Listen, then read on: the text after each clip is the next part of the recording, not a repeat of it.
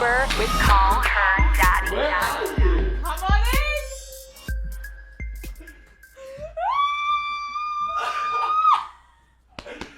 What? I forgot how tall you are. Oh my god. Wait, I forgot how You're tall so you little. are. Oh my god, wait. Wait, what? Sit down. We're just starting. Oh, we're doing? Wait, you're so tall. I always forget. Wait, what? Let's go. What up? Wait, can we check that the camera like even fits you? You're the tallest person I've ever had on the podcast. Really? You just So excited. Harry, oh my god, you smell great. What? Oh, gum. Oh, no. Does he look good? Is his head in the frame? Oh, hi. Oh my god, I'm gonna start crying. I haven't seen you in so long. I swear to God, I was tearing up for the past week. Stop, No, you're my lying. heart is racing. No, Harry. Okay, Harry Jowsey, welcome to Call Her Daddy. Oh. It has been too long. Isn't it kind of crazy how like both of our lives have like gotten bigger and like crazier and like where we were when we first podcasted together? Cry. Like, right? No, it's kind of crazy. I was thinking about it on the last week, and I was like, holy shit, to be a friend and a fan and to see like you blossom and like what this has turned into. Like, I was just like, damn, like if there's one person that motivates me, not trying to kiss your bum, No, I feel the same way about you. but it's just like, oh, no, you don't. Shut the fuck up. I Oh literally my watch you all the God. time, and I watch your stories No. like a proud like friend. 'Cause No. I'm just so proud Oh of you. no, I'm just like, dude, I see all these amazing guests. It's so crazy. And I'm like, Look at Alex. we made it. Oh. No, you know what's also crazy is Oh, I was shit. thinking about this. Mm-mm. But for guests of the show, like you have come on 3 times Why and am only I so special? that's what I was gonna say. Like, why do I keep Yeah. coming back, Harry? I think because like we like love each other and we have this Yeah. like good vibe and like and it's almost like now we have to like catch up all the time and just like check in. This is so crazy. Did I hear that you just like drove a Lambo up here? What up, bitches? Yeah. Okay. But I'm not living in a house like this. Hold on. I don't live here. Wait, so you just bought this? Just No. to hang out? It's like my studio. You have a whole house as a studio? Because like when celebrities are coming, I don't want them to like go to like a corporate office and like go past like a security guard and have Yeah. to go up to like the elevators. Like it's more intimate that they can come into my house and This like is nice. go in the backyard. If you want to swim later, go swim. Like you can, We can do it's it a full all. experience. We I'm can going do everything today. Holy shit. But I just want to say it's an orange Lambo. Yeah. Harry. I ordered it like maybe 2 years ago. Okay, so you didn't just rent it for today. No, I was thinking that like Alex thinks I'm gonna like rent it, but like if you go inside it, like it smells like dog, like Okay. Bruce like slobbered everywhere. Like So it's like lived in. oh, it's destroyed. Wow, an orange Lambo. Like Harry, like are you stacking up on your money over there? I'm trying. I'm spending all of it. Harry, we need to get you a financial advisor. Let's be smart. No, I get so sassy. I'm like, let me just fucking buy it. Like, fuck you. You're kind of like a lady. Like Yeah, you're like I am. one- I'm like, yo, like I could die tomorrow. Like, let me get like, let's go 110% in debt. You just celebrated your birthday. Oh yes. How was it? Oh, it was so fucked up. We also you're 26. I know. When I said that to people before, they're like, "That's it? Like you're only 26. You're so young." well, because I look old. No, you don't. You don't. You look great. Oh, really? But like you're so tall and like manly and I don't know. I feel like you have like you're 35 with like kids in the family. Like no, I don't know. Yeah. You would know if you had kids. They'd be coming for the Lambo. Yeah. Yeah. Okay. So no kids yet. No. Okay. I was excited for a little bit. There was something that I was like, oh, like this could be the one. Mm-hmm. And then like, no, no, this is not the one. Harry, no. I know. It was so silly. But like, I was at a point. Well, actually, last time we saw each other, Yeah. I was just like, You were like dating Julia Rowe. And then Jake Paul stole her. I know.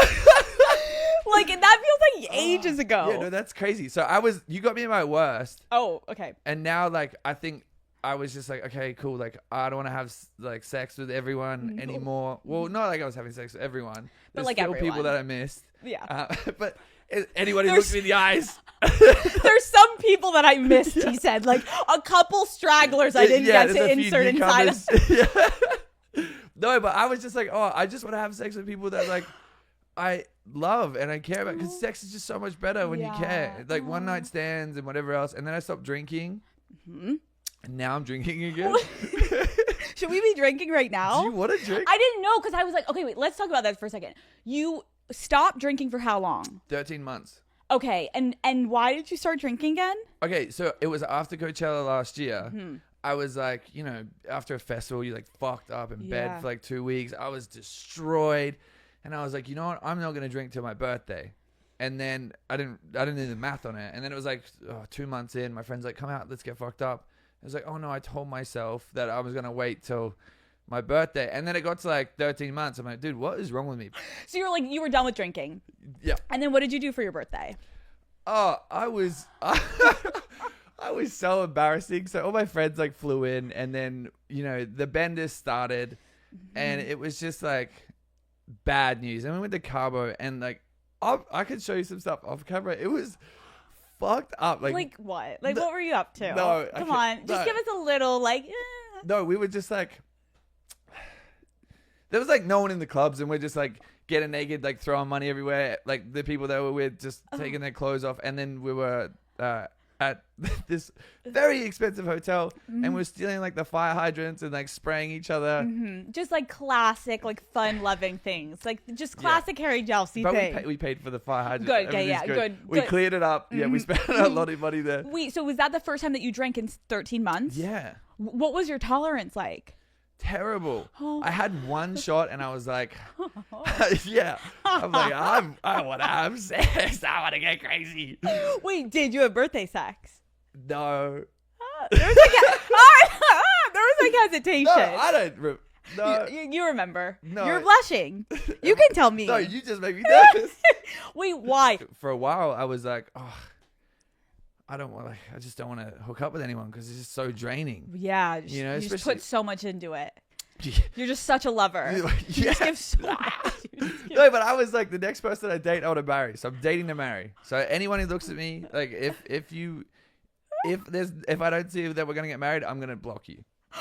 Harry, you can't do that. That is I not can. healthy. No, you're like the classic thing of like women always say like there are guys that you're like, oh my gosh, like we were in love, but he just wasn't ready to get married. And when men are ready to get married, if they just find the person on the street, that's their wife. Like you just wake up one day and you're like, I'm ready for my I met wife. the postman. I'm like, dude, hey, Oh. you want to get married? Wait, okay, so did you have birthday sex? Don't lie to me. Yes. Okay. Yeah. Was it like with multiple people? Like what are we working with? No. It was just like I woke up. I'm so sorry.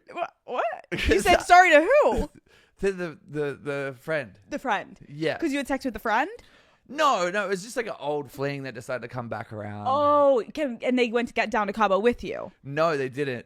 Cabo story was different. Harry? Different, yeah, a school of fish. Okay, so you went to Cabo, then on your actual birthday. I'm so nervous. Why? We've literally talked about like fingers and buttholes, but you're more reformed. I'm trying.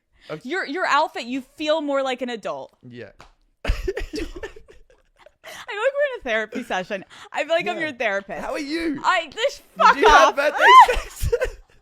You're married, or are you getting married? I'm getting married. That's crazy. How crazy. Did you think one day we were going to get married? I was actually, I think I commented on it, and then I had people DM me like, I know you're secretly angry. Like, yeah, of course I'm angry.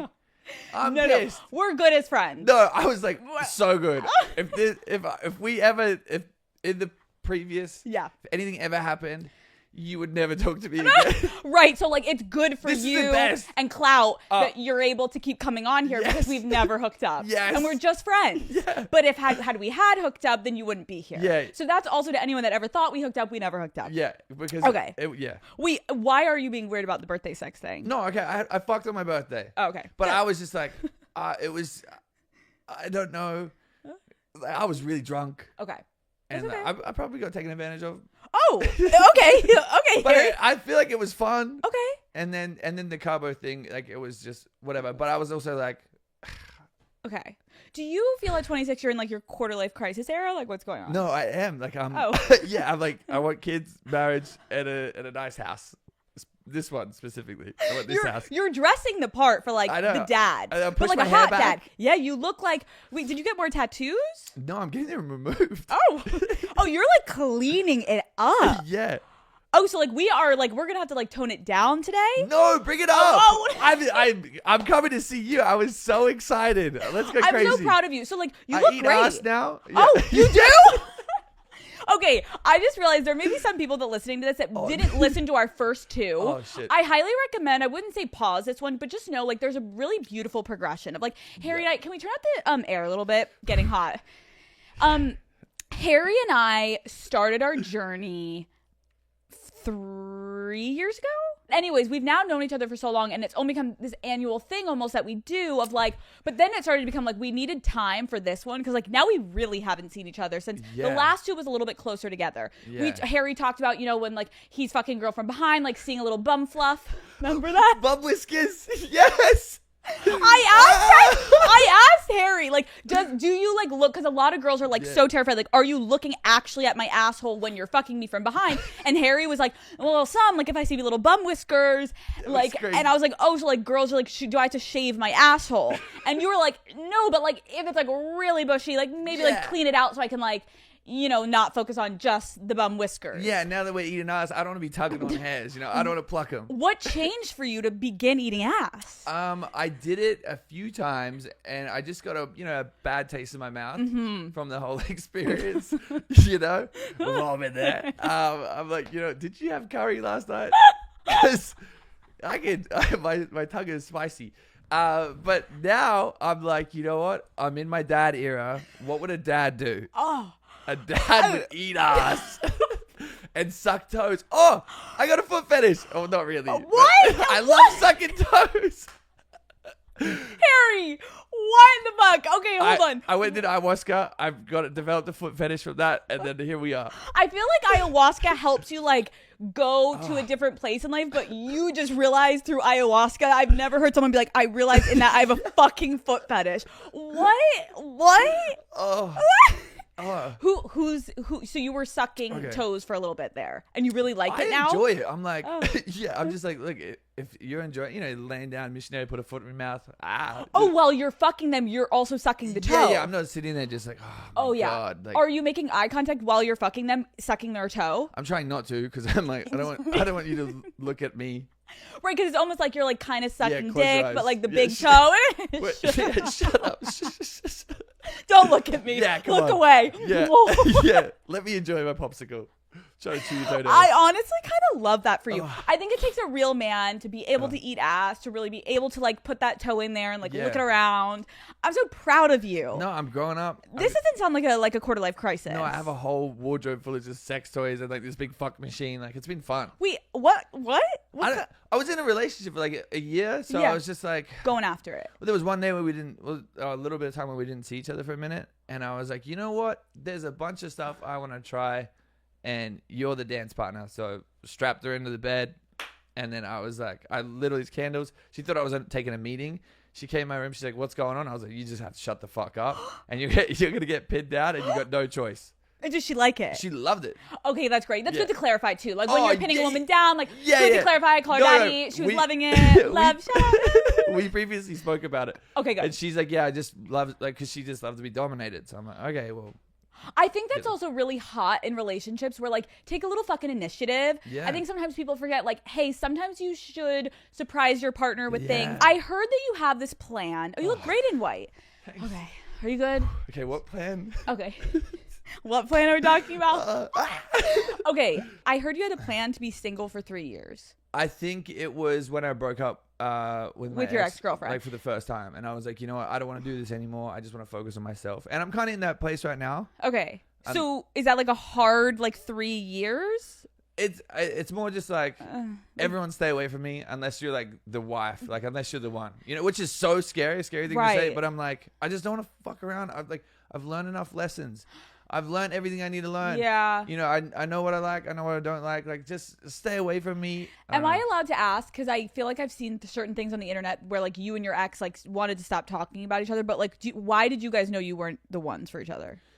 I think when they start to take a fancy for other guys while you're in a relationship, like, that tends to, like... Oh, that'll do it. Yeah, that will really, like, set you over the line. When it's just like, okay, like, hey... You actually have a boyfriend. You shouldn't be like bouncing on that guy. Oh, But okay. that's So you got cheated on?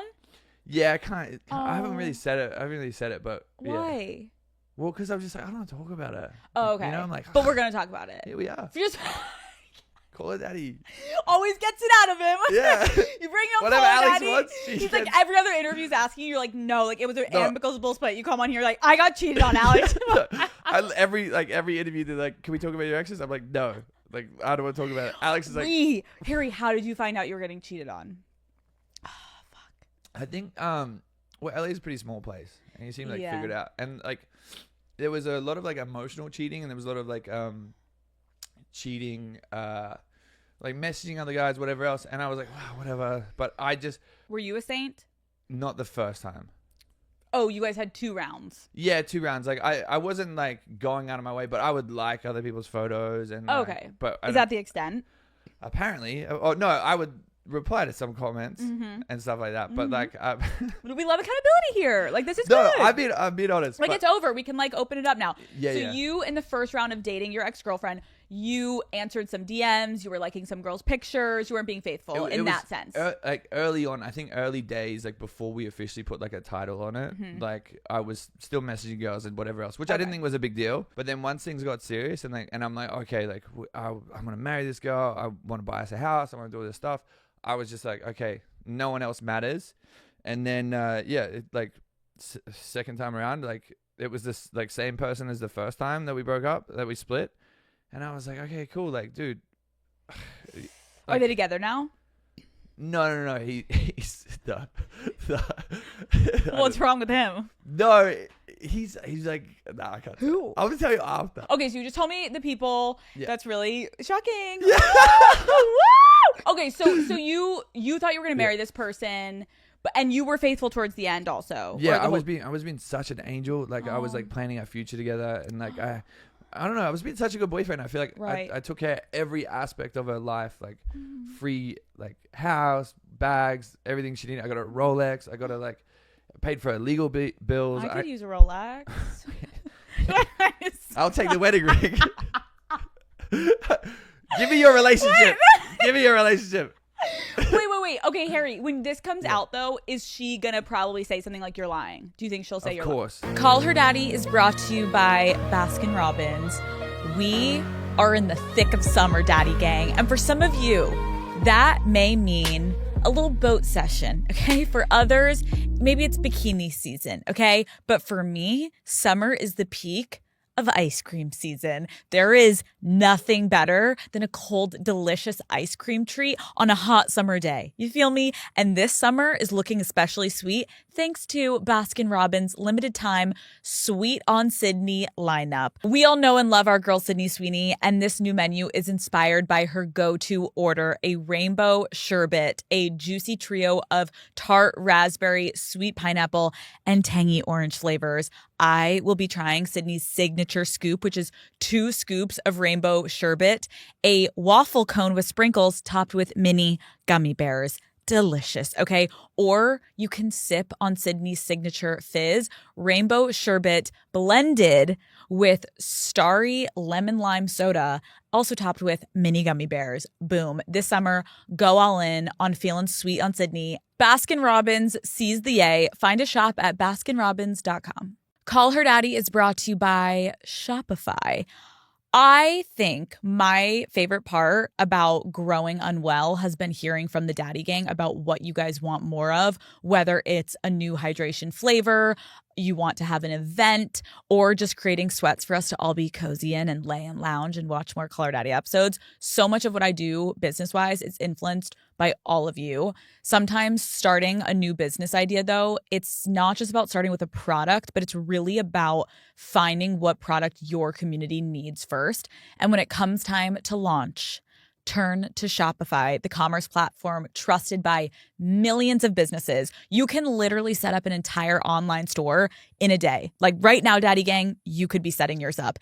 Everything is conveniently managed in one platform, and you can tag and sell all of your products globally and across all major social media sites right from your phone. There's also Shopify Magic and AI tools like an AI assistant that helps with reports, editing images, and content ideas. Trust me, the content that you launch alongside your product could be a huge game changer for sales. I also love using Shopify to track sales and data and see what products our community wants more of. And not only can I sell online, but Shopify helps with sales at in-person Unwell events and pop-ups too, making it way easier to see what products you're all loving. So, Daddy Gang, it is time to build your brand. Head to shopify.com/daddy to see how easy it is to start your business today. That's shopify.com/daddy. So the Daddy Gang needs your help, Harry. Okay. Come on, me daddies. Come on. Okay, so I asked them to send in scenarios right now if they're getting kind of like mixed signals from a guy. And if you can kind of break it down for us, like, what do you think this means for them? Okay, so number one. This guy has been inviting me out to dinner and to various activities, like going to museums and going to parks and going museums? to museums. I'm like, okay. Oh. No, you said museums. You said it so crazy. Sorry, go. They're going to museums. Museums. Yeah. Who says museum? It's museum. She went to the museum. What? She went to the place with him. She went to the place with him that has artifacts in it. Yes. Bam. But Yeah. he has never once tried to kiss me. The only red flag I saw was this time when he walked me home and I couldn't get inside my apartment. He didn't offer me to go to his place, so I had to sleep at my friend's. What is the vibe here? Is there an age? No, but I kind of feel like I know what this is. Well, You go. no. Okay, hold on. I think my thought is, I don't think it's a red flag that he hasn't tried to kiss you. And I think in a good way, like if he didn't offer you to come back to his place because you were locked out of your place, I think there is a world where he's actually trying to be respectful and not creepy of like, come back to my place. And like, I think sometimes you have to look inward of like, what vibes are you giving off? Like, I think sometimes guys aren't going to go in for the kiss if like you're being a little bit more reserved. Like they want to be respectful. I could be looking at it wrong. But No, I'm fully in agreement because I think with me, like, at this point in my life, I'm not trying to like take a girl home after going to the museum, like right away. But like, you know, I could see that he would just like wouldn't want to like overstep. Like, okay, you guys are just getting to know each other. Maybe there hasn't been the right opportunity. Like, I don't remember last time I ever made out with someone at a museum. I don't know the last time I went to a museum. But I love that for a date. Like, very educational, like very chic. Okay, and here's the thing. I think you got a good guy because pieces of shit, and I think we've spoken about this. Bad guys will just hang out with you at night. They just want to fuck you at night. That's it. There's only nighttime activities. They just want to wine, dine, get a pizza, put it in your bum fluff. Yeah, like and just baby girl, you're saying the daylight. Like you're going to like the park. You've got a husband. You've got the one. Right. Send his details. No, I think you're right. Yeah. I think if he's not being aggressive enough, you could also give hints. And like maybe you can make like a light joke at your next dinner of like, maybe I'll get a kiss tonight. And like something cute and flirty to let him know you're open to it, so you give him the green light. Be sitting there, then he'd be like, can I get the cream pie? No, Harry. no one says that cream pie. Don't do that. No one's saying that. Okay, but this is a good sign. It's a great sign. And I think if you really want to kiss him, it's so attractive if a girl leans in and just goes for it. No guy's ever gonna say no unless it's my sister. Like, wait, no guy. Oh, you're saying if your sister tried to kiss you? Yeah, which they wouldn't. Right, because that's my sister. Right, your sister has boundaries. Yeah, and like the Jowsey family isn't incestual, unless you want to like talk about that today. Next question. So many headlines. I'm in trouble. I love you guys. Okay, next one. I just went on a date with a guy that I've been friends with. We've been Snapchatting a little, which I hate because like we're too old for that. And he hasn't texted me since the date. Should I text him first? A grown man Snapchatting you? Do you get out? Get out! Wait, are you using Snapchat? No. Yeah. No. Okay. Hold up. we get paid on Snapchat. Oh, okay. Are you okay. on the program? No. You got enough money. Leave it for me. No. Send me this content. No. I'm gonna make money. No, but I use Snapchat because I get paid on it, and I build a community. You can build a community, and right. But you're not messaging the girls you're taking on dates on Snapchat. No. Here's what I will say: some people are stuck in their old ways, and I think if you are getting stuck on Snapchat, my immediate response is message them back and be like, "LOL, I don't use this app. Text me," and then never open their message again. That's a clear way to be like, make the person a little insecure of like, oh yeah, this is not grown shit. Like, let's move off of this app. And also, then you wait, and if they don't text you, goodbye, we're done. Yeah, gross. Like, get out of Snapchat. It's a grown man on Snapchat. It's not good. It's not good. He shouldn't even have Snapchat unless he's Harry making money and driving Lambo. Yeah, that'd be on Snapchat. Okay, so I've been hooking up with my best friend for almost a year now. He was aware I had feelings for him, but still talked to his ex throughout in a romantic way for sure. Last month, I decided to break it off with him, so he confessed his feelings for me, but said he doesn't want to commit because he has a lot of personal issues. He also claims he blocked his ex. What the fuck should I do? Give me a fucking break, girl. Oh my, are you serious? Come the fuck on. First off, do not fuck your best friend. No. That's why we've never hooked up. Do not fuck your best friend, okay? No, don't. Like, it's just, if you have something special, why ruin it for 2 minutes of pumping and humping? So they pumped and humped. Now because she did it, Harry, let's not make her feel bad. She fucked the best friend. Let's talk a little bit about this manipulation. Yeah. Because what I don't like here is it's the classic, the minute she pulls away, he's coming back at her and he's trying to get her back. But then right when he gets her back, he's like, but I don't want anything serious because like I have personal issues going on. Someone that says they have personal issues going on, absolutely, you can be having that. But if it's actually a real connection, someone will be with you even while they're going through their personal issues. I truly believe it. And also, if he was serious about you, the ex is never going to come back in the picture. No other girl is going to be around. Like, if it's legitimately, if this is your best friend and you're like, oh, do you care if I have my feet on the table? Not at all. Okay, cool. Those are clean ass shoes. Yeah, they're brand new for today. You run to them for today, just like your car. Yeah, same with the shirt.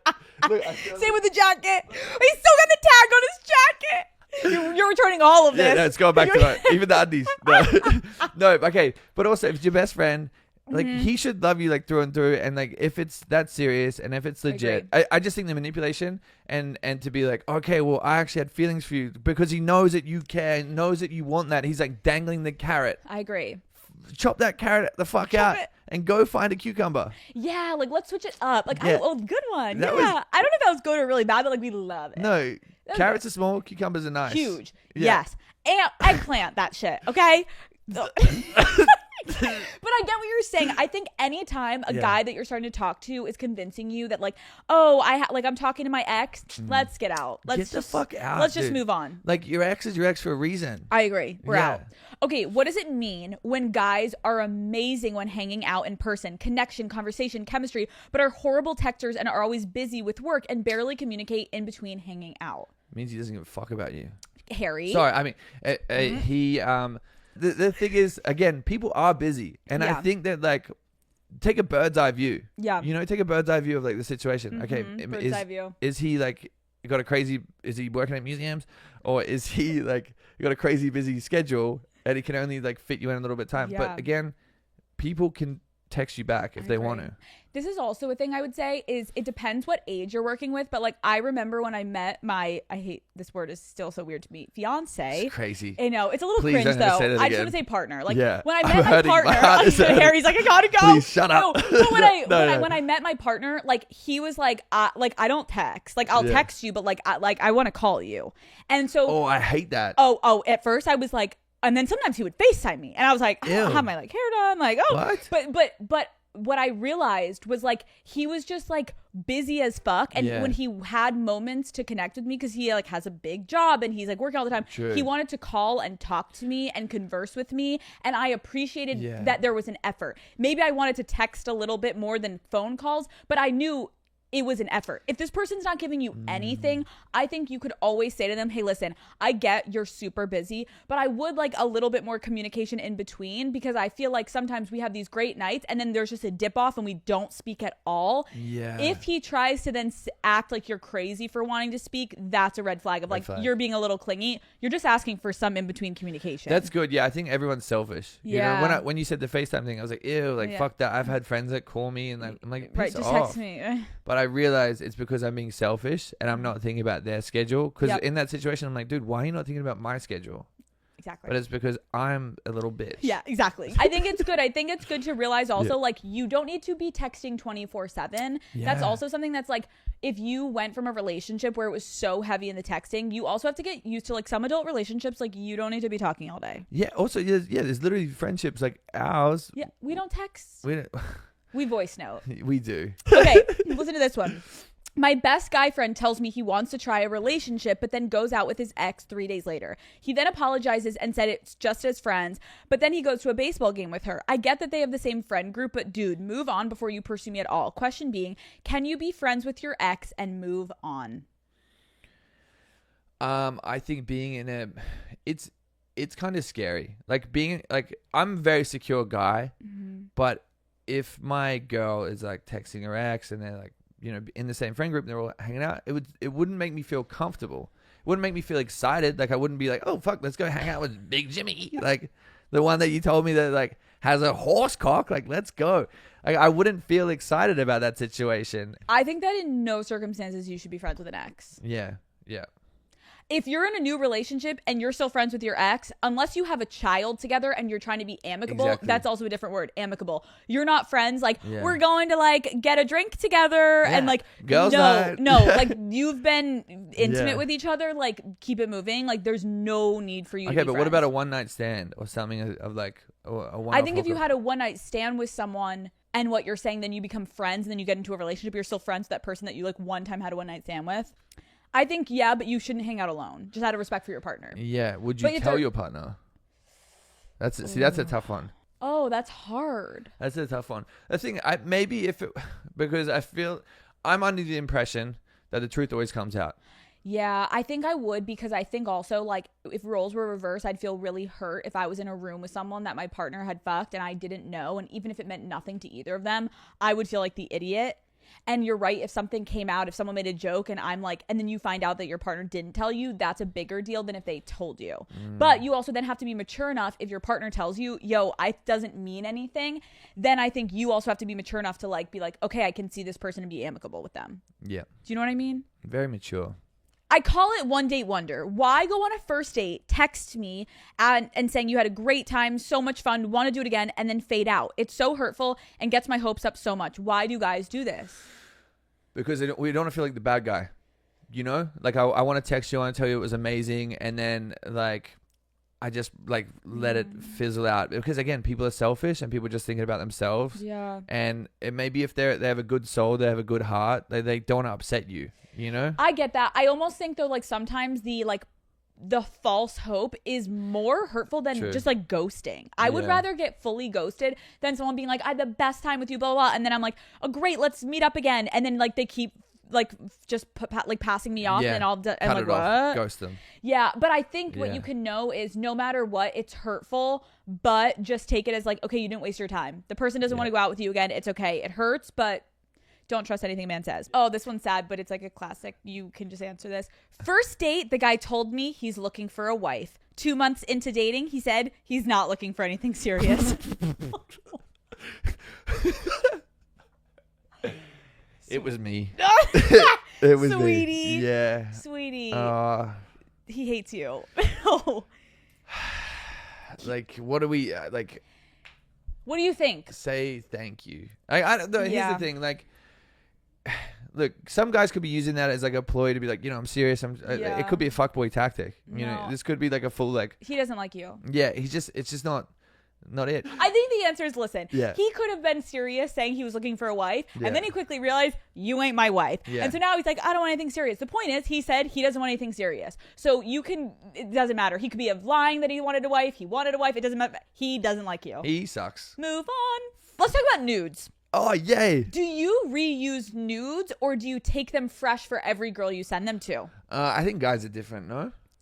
Yeah, I don't 'Cause know. we have to fluff it up a little bit, you know? Like, yeah, but like, do you ever get it- reuse a nude? Yeah, of course. Oh yeah, like you said, all of them. Like my dick was looking real good that day. Yeah, no, like Yeah, I don't look amazing all the time. totally. Like it's cold. Totally. You know, like, like- oh, a I like- little weenie. Yeah, no, it's just the helmet. Like, get out of here, you bastard. And sometimes you don't want to have to like get it up to send the pic. Yeah, but okay. Here's my question to you. Okay. So I was talking to this girl, Mhm. and I sent her like a nice, like fun photo, and she's like, "Have you used that one on OnlyFans?" And I'm like, "Oh, why is that an issue?" And she's like, "Well, then it's not for me." And I was like, "Oh, fuck." I kind of get that. I'd be like, because do girls care that you're on OnlyFans? No, not necessarily. Well, no, because I'm like, you want to go? You want to cry? You want to go to Hawaii? Like, do you want to get in the Lamborghini, or like, do you want to like sit on the sidewalk? Like, I don't know. Harry, Like- I love you so Like, much. it's kind of crazy. It's like, I was told you didn't want to talk about OnlyFans. Can we talk about it for 2 oh, seconds? I don't want to talk about it. But there was a bunch of shit I didn't want to talk about. Then here we are. Is it mostly men that are consuming your content? 50-50. Oh, Yeah, I got my older ladies in there. older ladies. Yeah, shout out my moms. Oh Yeah, my god. Yeah, it's so much older fun. women and then my boys. your boys. Yeah, That's great. And so you're making bank. we're doing okay. I could see you're doing great. We can do better. We could be you. Call Her Daddy is brought to you by Neutrogena. Summer is here and the sun is shining. You need powerful sun protection that feels light on your skin. Meet Neutrogena Ultra Sheer Sunscreen. This SPF 70 lotion absorbs fast with a smooth, dry touch finish, so you'll forget you're even wearing it. It blocks 97% of burning UV rays and is water resistant for up to 80 minutes. Lightweight, effective, and perfect for sunny days. It's just what your summer needs. Neutrogena Ultra Sheer Sunscreen. You can't feel. Shop now at Target. Wait, okay, so you've Yeah. had girls that are like, are you putting that on OnlyFans? Yeah. I think I would feel that way too. If I was like, wait, like you just gave that to like your mommies and the gays, like I want it to be like a personal photo for me. I don't want to condone lying, but like, what? Then she's gonna like subscribe to like triple check it wasn't OnlyFans? Like, No, but I was More just. money. But yeah, thank God. You know who did subscribe? My Who? best friend's girlfriend, who is friends with my ex, and she showed me, and this was actually one of the saddest things that happened in our relationship, because I fully lost trust for my best friend's girl. I love him, right. but like, she showed me their text messages of both them laughing at me and like screenshotting my OnlyFans and all this Harry. stuff, and I just said, look, I'm more just like embarrassed the fact that you like, because me and her had a conversation. She said, hey, are you posting this? Did you post that Yeah. on OnlyFans? She's like, one of my friends said he subscribed, and I'm like, yeah, okay, well, you can just ask me. Here's my phone. Right. go- Like, look at my account. go through it. And that was the biggest thing for me. Like that's what really hurt me. Like I was like sobbing, because I'm like, dude, like none of your life is like it would be anywhere where it is without this, and you're Yeah. gonna sit there and embarrass me behind my back and then show me the messages of you and your friend laughing at me and like going in. I'm like, dude, like what what the fuck? When you decided to do OnlyFans, were you nervous about people like making fun of you? I think like in this space, you're always like nervous about, and well, actually, if you have a fucking social media account, if you're watching this, like I'm sure you're nervous about someone judging you or whatever else. For me, like initially, I did it when I was single, right? And then I would do crazy stuff, I'd post crazy stuff, whatever else. And then when I got like fell in love, I was like, oh God, like I don't want to, if she's not okay with this, I don't want to do it like for her. And that was where like the judgment really set in, because I already felt ashamed. Because I didn't, like, she was telling me my family condones it, they hate it, they don't want me to do it, like it's embarrassing, like how you speak, how you do this stuff, like my family's like embarrassed. So like it already like hurt me, because I was already like worried, and then showing me the messages between her and her best friend. That's really mean. Yeah, I was sitting there, I was like, damn, like Right. You like know this is already something that's really personal to me and I can get like sensitive about. So to say, like, to know that your own girlfriend was like making fun of you yeah, for something that is like very personal, and it's a decision that like you've made, and yeah. like is your family okay with it? No, my family loves it. Like, Are your parents subscribed? yeah, like my mom was like, I want to see how big it is. I'm like, Mom, you need to cut that out. Mom, stop. Yeah, cut it out. we're blocking all of Australia from it. Oh my God. How Yeah. long do you think you're going to do it? You know what? I said I was going to retire by the end of the year. And you're not. Well, there's a lot coming up for me. Mm-hmm. Like there's a movie coming out. There's a bunch of like crazy shows that are coming up. So I think by the time I finish filming all this stuff, like it should be 3 or 4 shows. It's Yeah. gonna be like, okay, cool. Like I don't want to, because I love it. Like I love connecting with people. I love having that community. Like going on live and just not giving a fuck. Like I got the Fuckatron 4000 out. I was doing like dildo races along the floor. Like I was like go live and just do weird shit and like have fun. Right. Like I couldn't do that on TikTok. Absolutely not. Or I could. And you'd be banned. Yeah. Wow. So like, Yeah. that's so cute. You're like the little community I've built. So Yeah. you're also making money. So like, Yeah. but I do feel like that's also an industry. What I've heard is like it can get really addicting because the money, and it is kind of like you can just quickly do it in your house, and then all of a sudden you're making money. Like it's hard to like find a day. Like why would you stop? Well, and it's also like scary. Like I feel like scared and worried for people that like maybe are new to it and they feel like they have to show more and more and more to make more money and like try and keep that like money like baseline. But it's just like for me, I'm all about like building the community, and then the rest of it's gonna like come around. You know, like You're doing everything on there. But you're doing everything on there. But no, okay, but you didn't have your girlfriend on there. no way. What? But just Yeah, just do your thing. no, that was the one with the boyfriend. Got it. You know what? What? Say it. No, I can't. Okay, that whole. Oh, whatever. What? Harry, you can't keep giving me good shit I'm that so I can't sorry. use in the podcast. Say her biggest enemy. Your ex's biggest enemy is sending you nudes, It's and crazy. that girl has a boyfriend. All these fucking girls with boyfriends just sliding into your fucking DMs. And we had the craziest sex. And you fucked her? And she has a boyfriend? Harry? What? No. No.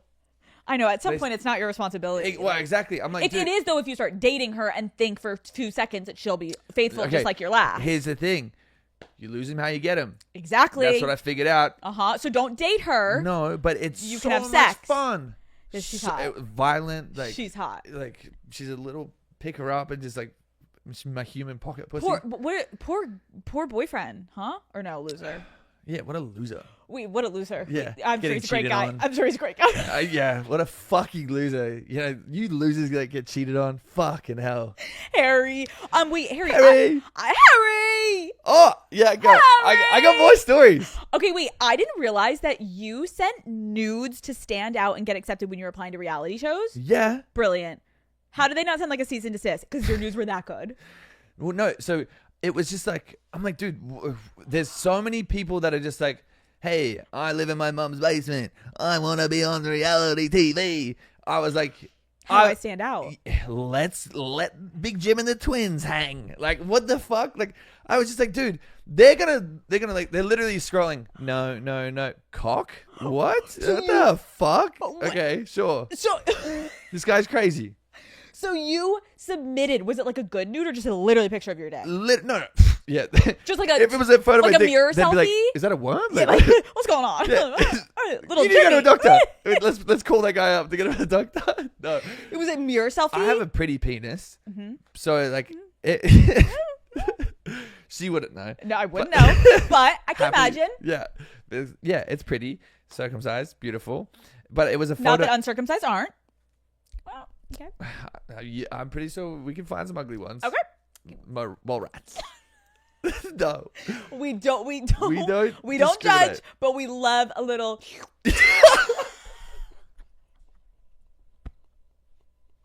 Who am I to say? I've never hooked up with someone with an uncircumcised penis. Like, I've seen my best friends, and I'm like, dude, you gotta cut that off. He's like, that's too late. I'm like, that, brother, I'm telling you. you know what? To each their own. He's special. He has a little extra coverage. Whatever. Yeah. Shut the fuck up. Tell me the story. You're sending nudes to reality TV shows. Yeah, because I was like, okay, How do we keep it going? face, like everything in the mirror, just like it's me here, Harry. Like I'm locked in, I'm loaded. Because like again, Is this suddenly you? yeah. Were you smiling in them? I don't know. I was probably like Yeah. Like, cock. Yeah. No. Okay. Here's the thing. When you're applying for reality shows, you have to think there's 10,000 other people applying. Yeah. So like, okay, they're gonna ask you a question. I'm gonna fucking lie. Like I'm gonna play up my life like it's Totally. so crazy.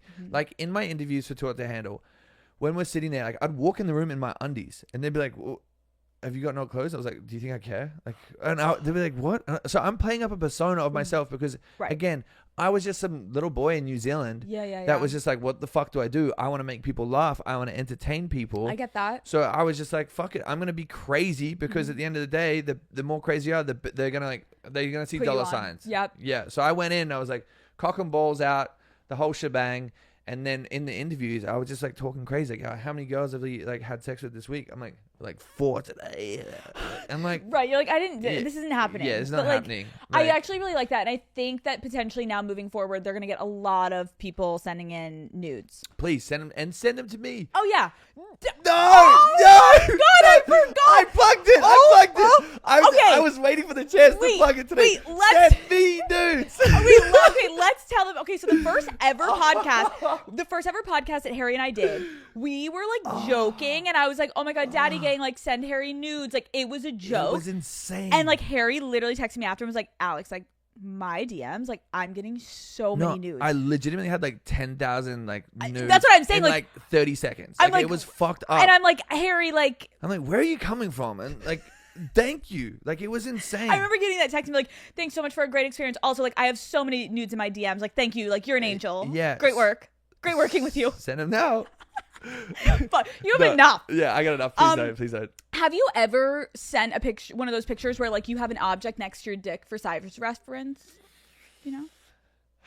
I think like a pencil. No. A baseball bat? Yeah, an asparagus. I was like, yeah. Yeah, no, I think a truck. Yeah. Right, like a guy usually like a remote control. Like, Okay. what's the point of that? But I feel like that's if you have like 8-9 inches. right, you're You like know? really trying to show it off. Yeah, I'm like, dude, but also it's just like, no one's looking at that like, woo. You're like, oh fuck, I'm gonna be sore. You know? I like big dicks are really scary. Yeah. Like I don't like those. Yeah. Terrifying. Yuck. Okay, we're gonna play turn offs or turn on. Tell me if this is a turn off or a turn on. Okay. Nipple piercings. Turn on. Being choked. Turn off. Like I would love to choke, but if you choke me, I'm like, get the fuck out of there. Okay. Shy girls. Shy girls are usually freaky as fuck, so turn on. Full bush. I've had it once, and like, Once? No, they're really cleaning up for you, Harry. yeah, I was surprised. God. Yeah. And you still... I still went down on her, but I was just like, oh, fuck, like, yeah. It was like a little mile. Where is it? Where is it? It's like, that's the clit. No, oh wait, that's like a hairball. Yeah. It was just like a little much. Is that food? Like, is that crust? No, okay. The thing is, little I much. don't care, but like, it's harder for me to eat you out, and I love to do that. Just so keep like, it trimmed a little. Yeah, fucking clean it up. Oh, I had toe sucking on the list. Well, we know where he's on that Yeah, one. I love sucking. How do you feel when girls wear oversized clothing? Sexy. Oh, okay. Yeah, I think it's kind of fun because like, what's underneath? A little Loch Ness monster. What do you got under there? Harry Bush. Anal fingering. For me? Yeah. No, never had it done, so I can't speak on it. What? I'm just too afraid. I'm like, I know what comes out of that thing. You're not letting anyone near your bum hole? I think actually go ate it on the weekend. On my birthday, but I don't remember because I was really drunk. Yeah, but like you clearly remember. You're like, I don't remember, but she may have like put her head down there and she was like eating my ass. Like, but no, it was pretty. Yeah, she was trying everything. Wait, why? So you're not letting anyone do ass play to you? No, not yet. Because I'm just like, when you find wifey, you're gonna want that.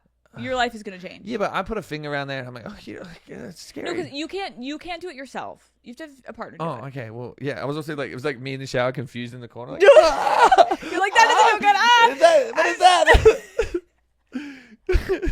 And it comes out and you're like, oh my god, it's infected. No, I swear you'll like it. You'll get there one day. Okay. Okay. Filming yourselves having sex. I think it's kind of sexy. Mm-hmm. Yeah. But have you ever had an issue of like, ooh, we filmed it, and then like people being like, delete it? I had this girl where she was like, yeah, film it, and then when I fell asleep, she was trying to like send it to her phone. Oh no! And because I was like, hey, like I don't want that on your phone. Like I also we just started seeing each other. Like I don't really trust it. I'm like, if we're dating, sure. Yeah. No. But like I just was like, yeah, I don't want that out there. And but the thing is, the reason why it made me feel weird is because like if we had the conversation when we were awake. But Yeah, the reason it was weird was because I was asleep. Very creepy. And then you woke up and yeah, she was and literally I going woke up bed. to my phone in my face, like her trying to unlock Oh, it. dude. And I was like, "What are you doing?" And she's like, "I want this video." I'm like, "Dude, fuck off." And I was like, "Look, while we're here, let's I'll delete delete it. it. Yeah, delete it from recently. Deleted. Got rid of it because I was like, it's scary. You hear about those horror stories of like people trying to like put the face locator on your face, but like, so you've had that happen before. People try to open your phone Yeah. through your face. Yeah. And you literally like, and then it Yeah, opens. no, I was like, Isn't that weird? Like you can kind of tell when someone's like looking at you when you're sleeping. Yeah. Yeah. Okay. That's sad. How about butt plugs? Yeah, love them. Okay. Not for me, but for girls. Whips. Yeah, sure. Oh. Well, it's just like whatever. Talking during sex. So good. Mm-hmm. I say some crazy shit. Mm-hmm. Yeah. Do you not like if a girl's mute? I love it when you talk or like indicate what's working for you. 'Cause Right. Like that not- feels so good. Like not yeah. everyone's like the same Loud. the Yeah. same like setup, you know? Like Mm-hmm. you want to make sure that, you know, some girls like my friend was saying he was fucked this girl in the ass and she squirted from in her, like out of her ass, not out of her ass, but like from getting fucked in the ass. Oh. So like some girls like that, some girls like Right. it only been on their clit, some girls like G-spot. So it's like you tell me how I can best service you because I know that this is going to be done in minutes. So, Right. Like I know what works Yeah, for me, so you tell me. all I have to do is put the tip in and we're good. But like for you, I know you're Right. We're a little bit more complex. yeah, like a Da Vinci Code. I have to sit there and like do a Rubik's Cube on your clit. Yeah. So like help me out so we can get there faster. Yeah, And- like and let's make it better for you. You're such a giver. I'm doing my You're best. such a giver. Yeah. Role play. Yeah, fun. Fun. Turn on. Biting. This girl bit me one time, but like too hard, it drew blood, and I was kind of just like, Like I'm in pain. yeah, I'm not turned on. Like I thought there was a dog in here. There's a chihuahua like attached to my shoulder. Like I had a little nibble here and there. Like Right, like a little biting I think is good, but when I'm literally like ow, and then the next day I wake up and I'm like that wasn't like fun. yeah, like Like ew. there's a difference between like choking where you're like ooh, like this is like getting me going, but like biting you're like that just hurts. yeah, Like ugh. heavy PDA. Ew. Yeah, get rid of it. Yeah. Bleached assholes. We're eating ass now, so bleach them. But you still love the ones that aren't bleached. Yeah, actually, there was this girl that was in our. There's this girl that looked like she's never wiped in her life, and I was just like, you know what? Who cares? Like, whatever. Like that. There was stains up the walls, you know, but it was like, whatever. Who cares? I checked. It was wiped. You were just saying it was naturally really dark. Yeah. Yeah. It was like a black hole. Oh. No, it was really dark, but it was just like. But you were like down for it. You're Yeah, like, okay, I was like, yeah. who cares? Yeah, Like, like well, you you know, go we're a all built lot. different. Like, yeah, like, we're all built different. Like like whatever. speak your truth, girl. Yeah, like go for it. I'll still lick it. Sexting. Yes, but if it's the only form of your communication, then no. Yeah, like I'm like so over sexting unless it's like actually because I know we're gonna fuck later and like it's like a Yeah. little flirting like build up. Like it's foreplay during the day to like get wild at night. But like Yeah. I just think like aimless dumb sexting that I'm like okay. I have to go into my interview now. Like, what the fuck is the point? Yeah, like, like- now it's just a hassle. Like, I'm like, me and that girl with the boyfriend, it's like that's all we do. And Sexting? I'm like, ugh, like right, like, just come over. Like, let's fuck. yeah, like yeah. dump me boyfriend. Yeah, literally. No, but then you wouldn't want her. No, I would not. You can't date her. I would not. She doesn't Harry? even live here. She doesn't live here. As if she did, Harry. No, You're gonna literally do the same thing as your last ex. Your ex was fucking a guy, Alex, lying to you. the next girl I see, I'm gonna send her here for a screening, and Uh-huh. you're gonna put her in like a Sit her full, down. yeah, full like spray her down with like chlorine. Because like we got to figure out like, are you putting a ring on that? Yeah, And you can't put a ring on that because she's fully cheating on her boyfriend with you, and she'll do the same thing to you, motherfucker. You little loser.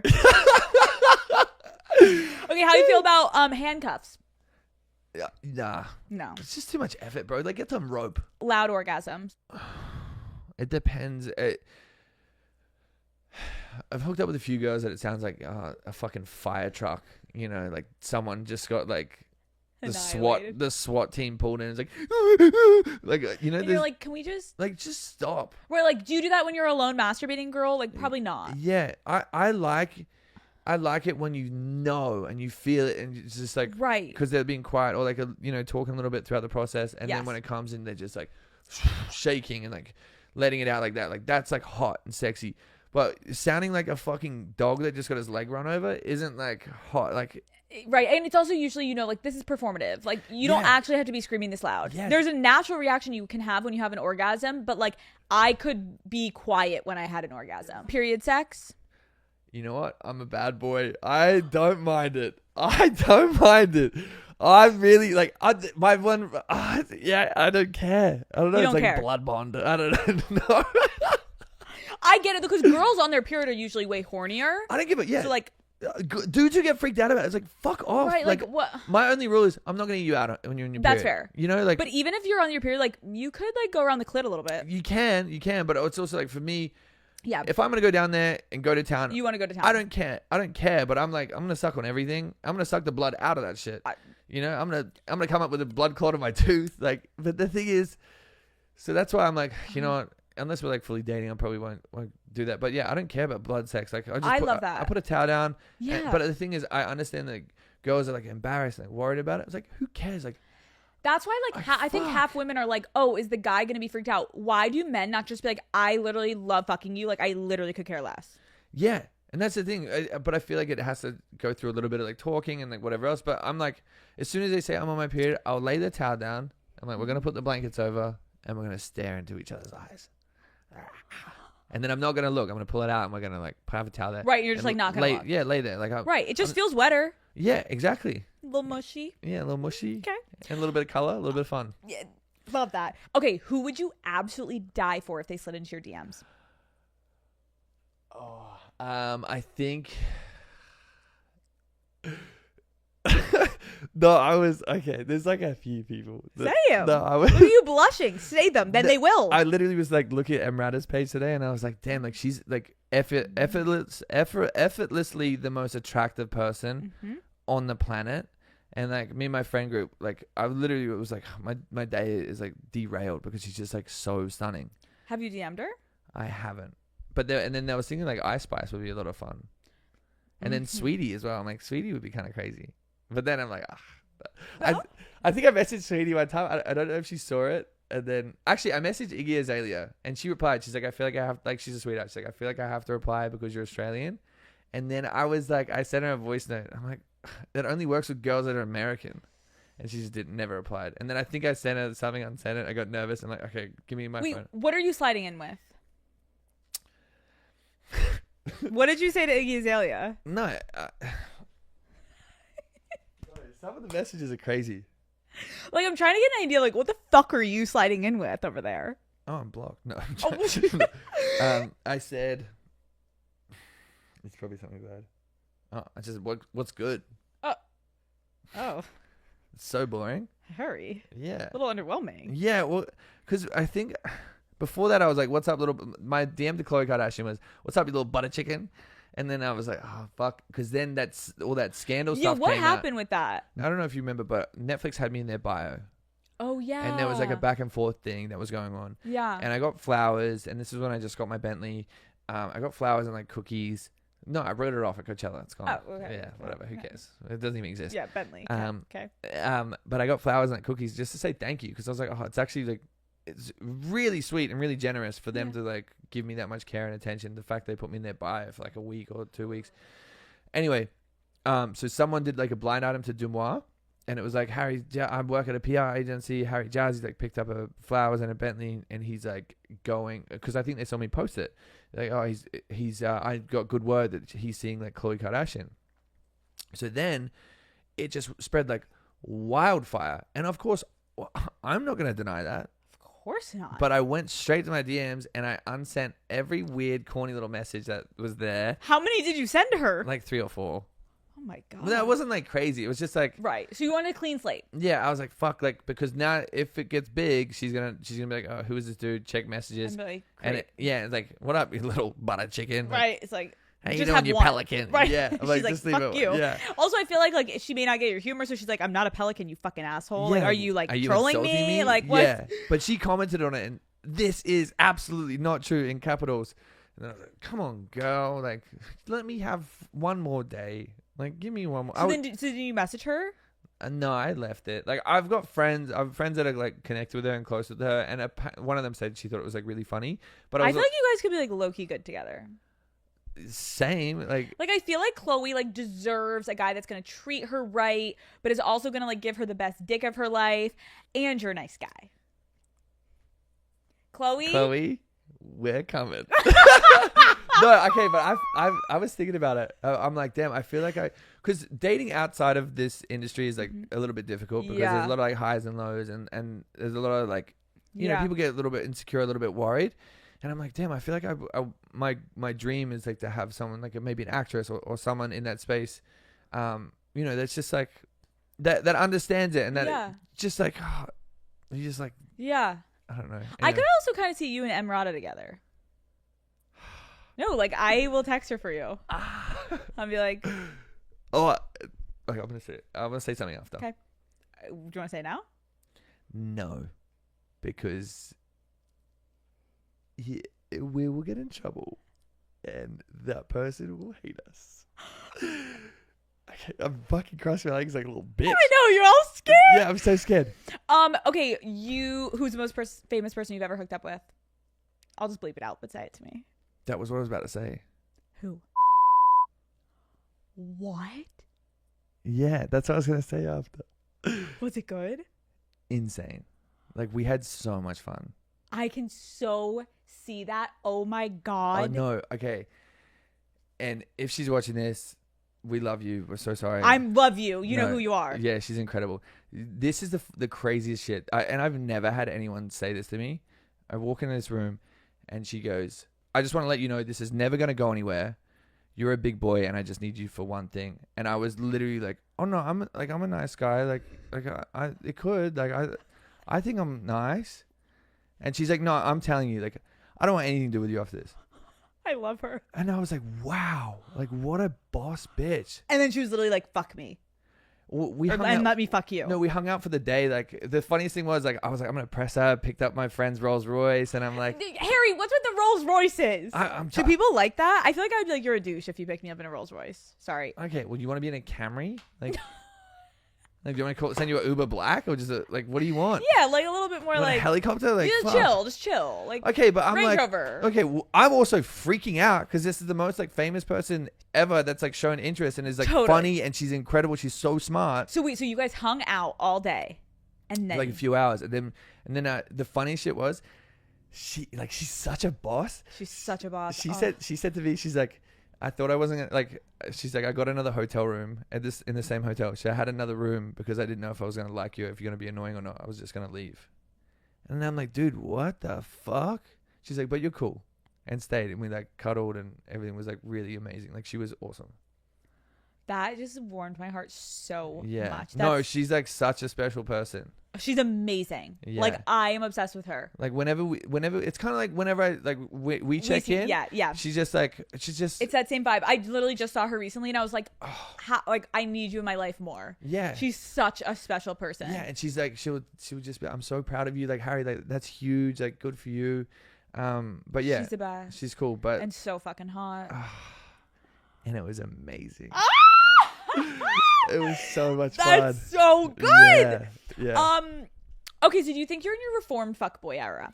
I think I'm past it. Yeah. Like I'm like the reformed fuckboy was the guy that was like, slowing out and going out. Like, I'm only gonna fuck 4 girls this month instead of 15. Yeah. Now I'm just like, yo, like I don't want your energy anywhere near me. Like I don't want to give you any piece of this. Like unless like I don't want to hook up with someone just to hook up with someone. Well, you know, no. Then what is the girl that you're doing with the boyfriend? That was a while ago. Harry. No, okay. There's one-offs. No, There's exceptions. No, I did enjoy. The chat was really good, and I did start to like, oh, damn, this would be really cool. But then she would do the thing like, things aren't going well with my boyfriend. Like it sucks. Like really. When can I see you? Whatever else. And then they're posting like TikToks and like they're like happily in love. And I'm like, okay, well, I'm like, don't like fuck me around. Just say like, hey, like, I just need you from time to time. And that's fine. But it was just like, I start like. But you're still texting. No, that was before my birthday. And it was just like. So now you haven't spoken? No. But if she texts you right now, you would answer? I wouldn't. I don't have feelings for her. If she was in town and she just texted you and was like, let's fuck. Okay. Well, we've already done it. But like for me, Harry. No, okay. We're looking for wifey. But you're saying you wouldn't date these type of people right now. You're just having fun if you're up for a fuck. Well, the thing, like, I'm not going out of my way to find sex. Okay, that's fair. So like the MILF, the lady with 3 kids. Wait, I was just gonna ask, what's going on with her? Like, I love, like, we tell each other we love each other. Like, I love this woman. Like, she's so incredible. But the only issue is she lives on the other side of the country and she has 3 kids and they're beautiful kids. Like, she's amazing. Where does she live? Miami. Okay. But I'm just like, how did you meet? She went, I saw her in a club in New York, and then we were like friends online for a little bit. Okay. And then we just connected, and then anytime I'm with her, it's just like, I don't know, she's just like a woman. And she just like fucking, she just tells me, and she would like hold each other, and she was just like, you're so amazing, like God loves you, like this. Oh, God loves you. And I'm like, oh, we love the MILF. Yeah, like where God loves you. Yeah, no, but she would like, she'll say like such beautiful things. Is that what you like to hear? God loves you from a woman? Well, I know he doesn't. What? So I know she's lying through her fucking teeth. No, but she's just trying to make you feel good. Yeah, but no, she like compliments me, and I'm like, oh wow, like, and I'm just like, dude, like, what? Why? And she's like, you like your MILF sex? Oh, it's so good, like it's insane. Like mothers or daddies just know how to throw it the fuck down. No, it's like, I don't know, it's just electric. Whenever I'm near her, yeah, it's like she has this pheromone. I'm just like, right, like whoa. It's like an antenna. I'm like, and I'm a Navy SEAL. I'm like, where is it? Where did this go? How many MILFs had you had sex with? I think just 2. Just 2. You think just 2? Well, I can go. No, it's okay. What are you allowed to talk about that you're doing? I was in this film that we filmed last year with this amazing director, Alec Roth. When is it coming out? I don't know. Okay. I think he got upset about me because I spoke too much about it. Okay. But Al Pacino's in it, and Charlie Heaton, and Diana Silvers, and it's really cool. Okay. And they're just incredible people, and the fact that was my first ever acting gig was just like incredible. I didn't have a big role; it was just a couple scenes, but it's a start. I'm a start, yeah. And for me, like my 5-year goal is, I want to be like, you know, when you see Kevin Hart and you're like, I'm gonna watch that because it's gonna make me laugh. Yes. That's where I want to be. That's why I'm like trying to avoid all the drama and whatever else, is because I want to be the guy that you're like, I know for 40 minutes or an hour, I'm just going to sit and laugh at this guy. Like that's the goal, is like, I'm working on films and movies and stuff, and like trying to like move down that direction. Amazing. But in saying that, there is a few reality shows that are coming out next year. Are you allowed to say what? Yes. Like, you're not going to be the Bachelor. Yes, we're manifesting. I am the Bachelor, everyone. Please make this the cover photo for like the... No, actually, Harry's the Bachelor. Everyone, I am the Bachelor. No, can you honestly? You would be a great Bachelor. How are you not the Bachelor? Why don't they pick you? I'm too young. I'm 26 now. But you want your future wife and you want your kids. Bachelor, Batch Nation, DM. What are you talking about? They have fucking kids that are 21 on that fucking shit. Do they? Yeah, they're young as fuck. Let's fucking go. I want to be the Bachelor, and I would be a great one. I'm a candidate. I'm ready to fall in love, and this photo proves it. Right, you look like the Bachelor. You are the Bachelor. I am. This is amazing. And maybe if you become how good is this? If you become the Bachelor, I will host that season of The Bachelor. Can you fucking imagine? Are you serious? And we sit in a room, and I'm like, Harry, like, do you like Elizabeth? And you're like, I do, but like, I also like Marsha and Kennedy and Raquel and Alex, Chelsea. You know how nuts that Can would you be? imagine the ratings? ABC. Oh, you know how Pay nuts up, that would but like, be? I host it, and you're the fucking Yeah, Bachelor. if you were the fucking host. And you're the Bachelor? Hi. But imagine how insecure the girls would be like, do you know Alex? You Right. know this bitch? Like, But I'm like, guys, yeah. I'm married. Yeah, like literally. Harry and I have never had sex. Yeah. But I do care about him. Yeah. And then I would like have your back.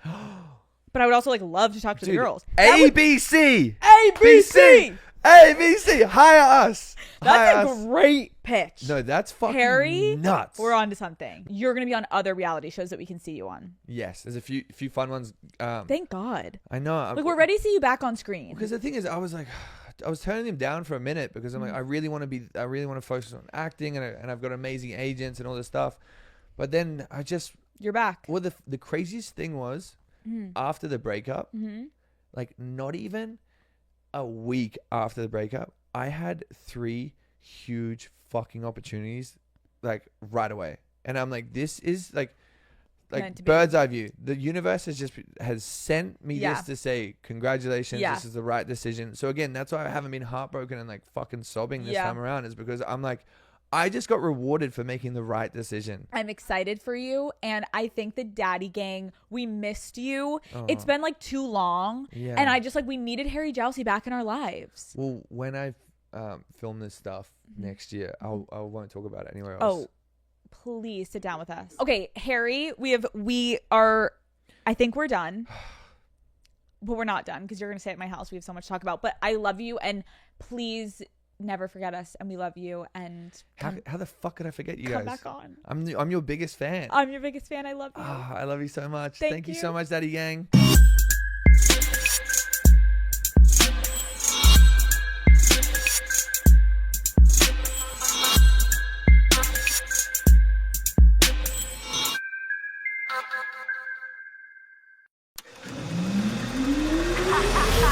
What is up, Daddy Gang? It is your founding father, Alex Cooper, with Call Her Daddy. Charlize Theron, welcome to Call Her Daddy. Thank you. I'm so excited to be meeting you. The same here. Cheers to It's Happy Hour. Somewhere in the world. Somewhere in the world, it's happy hour. We're cheersing. We've got a little vodka, and we're going to have a great conversation today.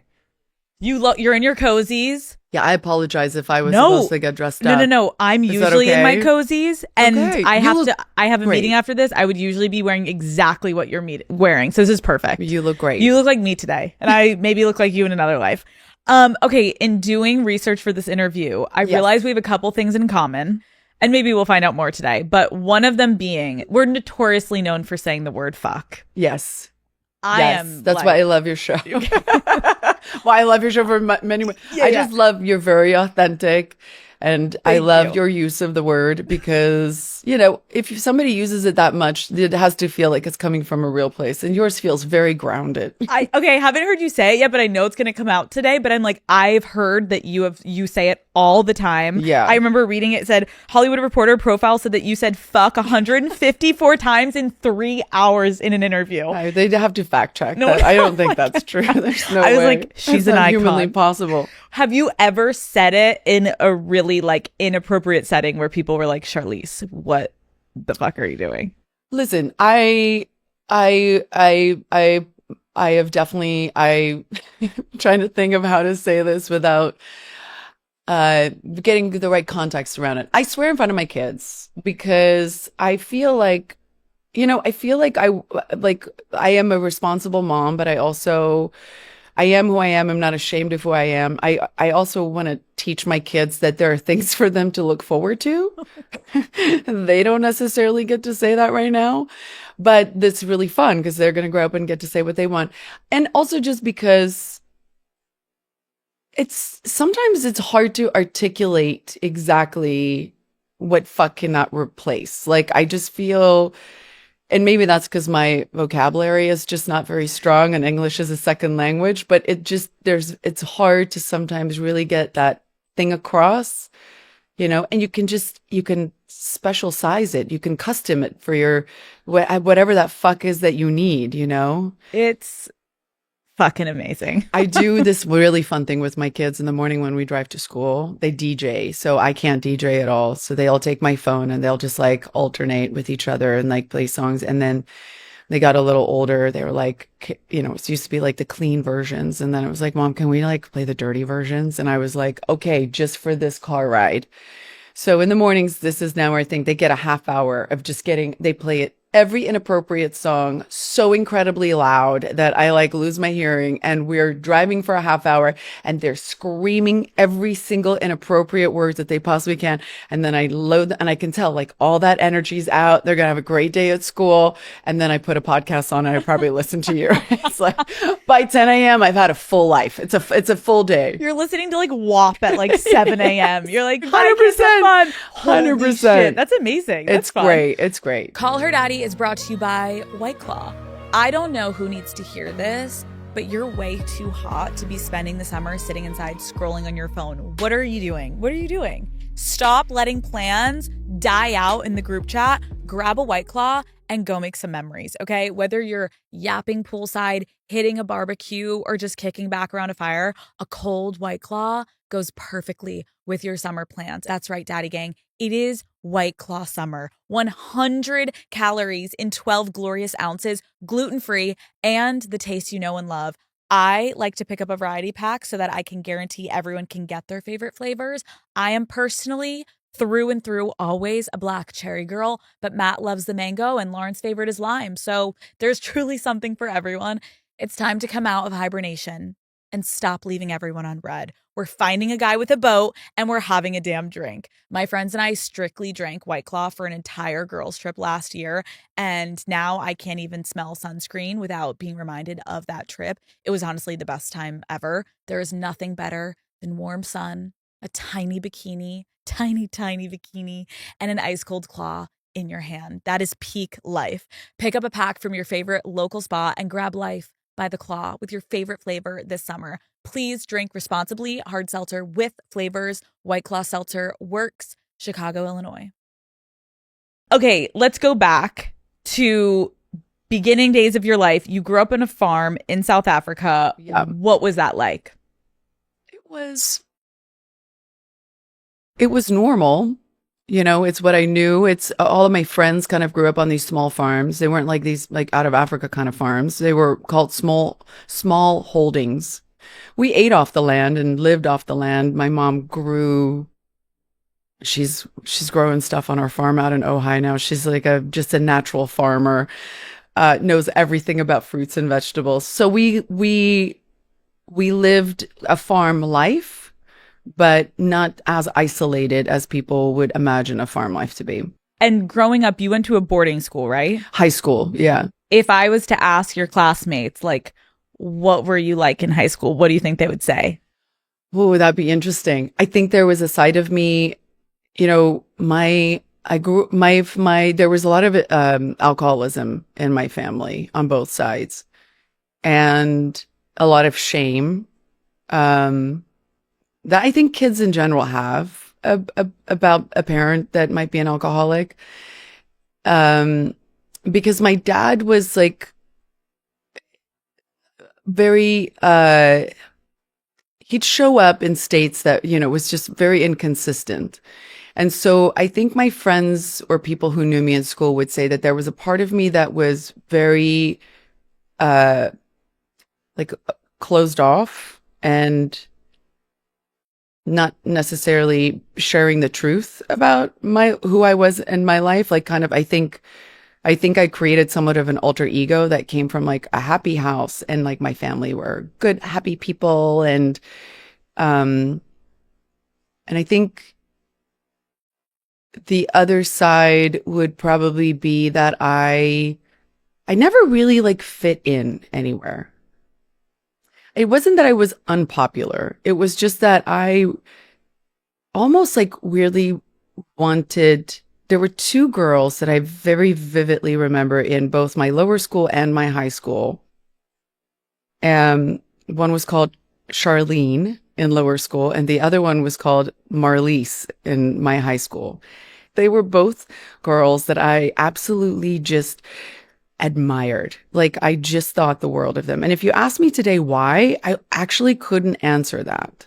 Do you think it was like their aura or their Yes, confidence? I think it was their confidence and that they were authentically, truthfully being who not only they are, but also living the truth of their circumstance at home. I think that was the thing that I really admired about them.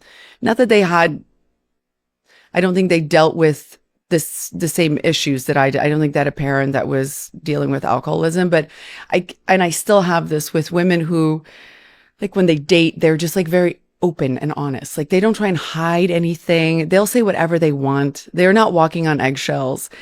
And I think that's the part that kids in my school probably remember the most, but I think now looking back at it, I understand why I was that way better. But don't you think when you look back to like why you admired those girls so much, what you're saying also is like being that young and like masking in situations is exhausting. Yeah.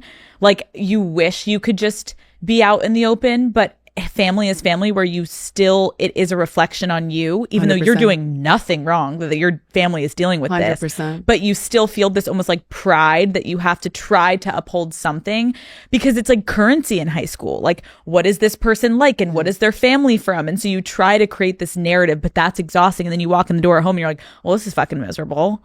It's exhausting. Yeah, it's very exhausting. And it's crazy how we carry all of that weight.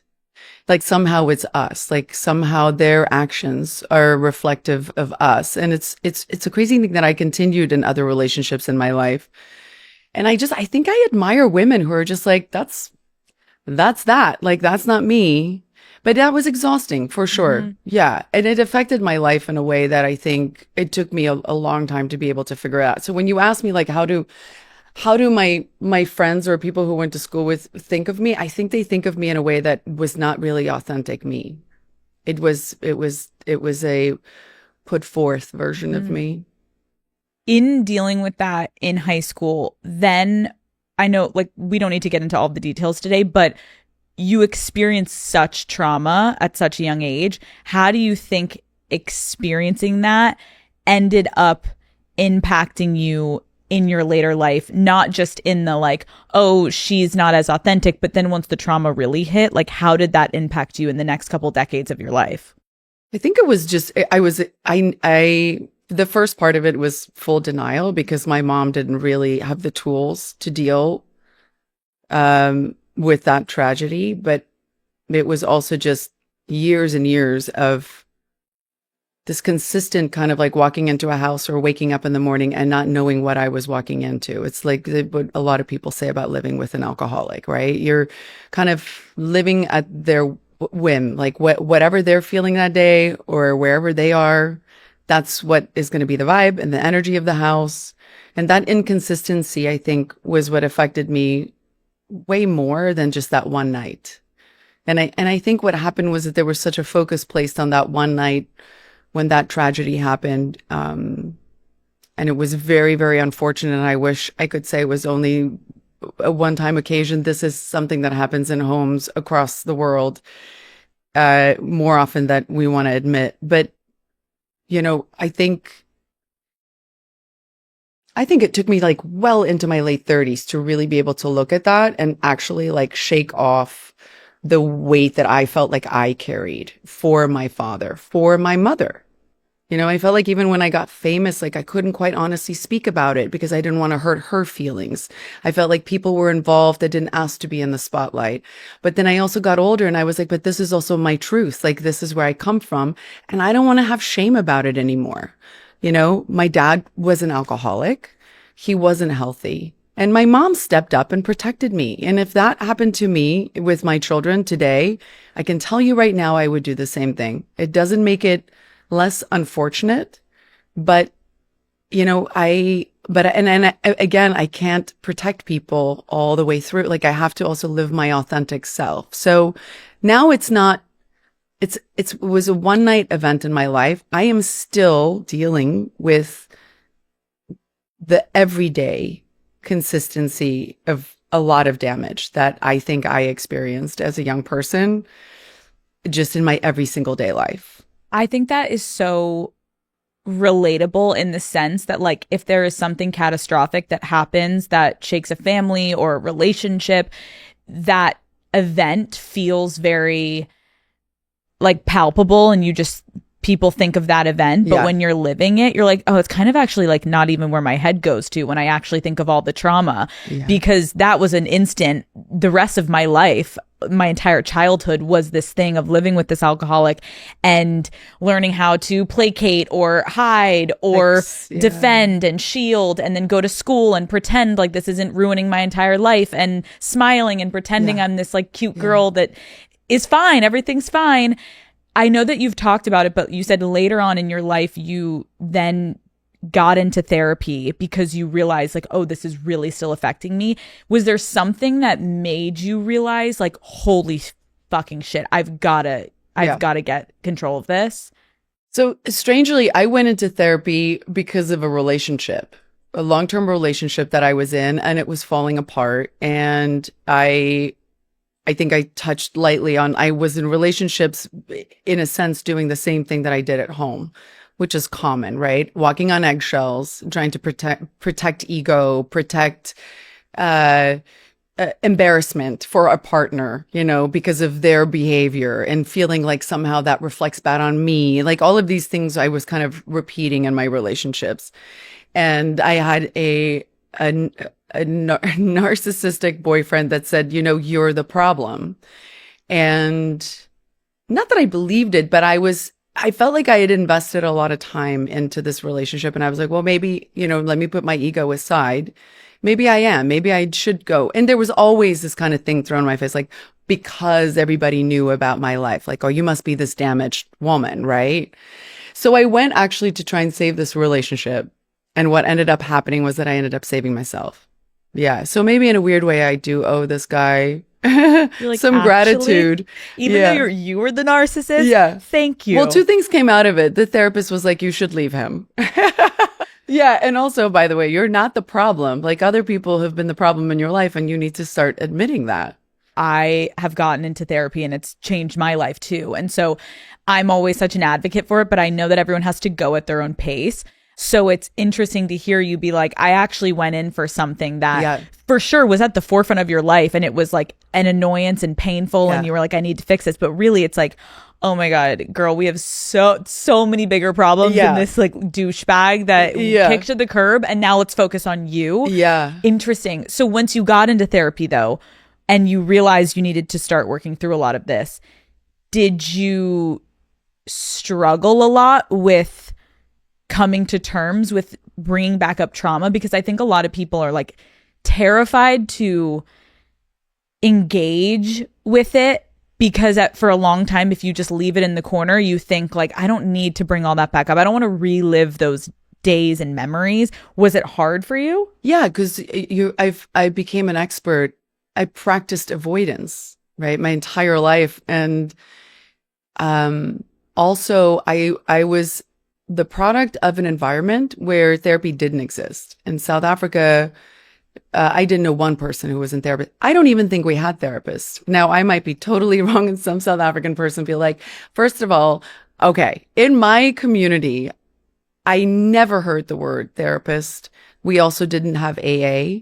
Nobody was an alcoholic. You never used the word alcoholic. Like, this was just, I think I grew up in a culture where men were men and a real man drinks. And it was a very toxic culture. But therapy was just never something. And, again, like I said, my mom didn't have the right tools. My mom...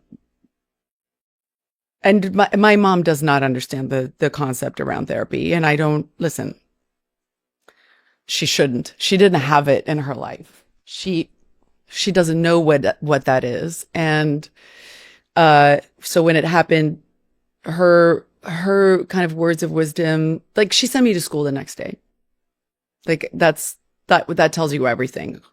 My mom's like a survivor. My mom is like, you wake up the next day and you get up and you continue, and nobody brings you down, and and that's what she did to me. And I was 15 years old. So coming to therapy was not because I was avoiding it. It was just so foreign to me. And even I'm of a generation where I didn't even know a lot of friends that were in therapy. I think I knew like one friend that was in there. And it was this friend that I reached out to and said, could I meet with your therapist? Like, I didn't even know how to get a therapist. So it was all very foreign to me. So yeah, putting aside the behavior that I had learned for years, it was also just like, it wasn't in my, it wasn't, I wasn't surrounded by it in a way where it felt very natural or normal, or I had easy access to it. As you've evolved and continued to peel layers back of like how your childhood impacted you as an adult, I think I've even dealt with this with friends where it's like, as you become more therapized, you look at your relationship obviously with your parents differently. And it sounds like you have such a beautiful relationship with your mother, but like, how have you navigated being someone in therapy and dealing with that trauma, whereas you have then someone in your family that's not? Because I feel like there's probably a lot of people listening. They're like, wait, so how do you handle those moments? We're like, no, mom, remember? And she's like, shh, let's go out to the let's go out to the garden, honey.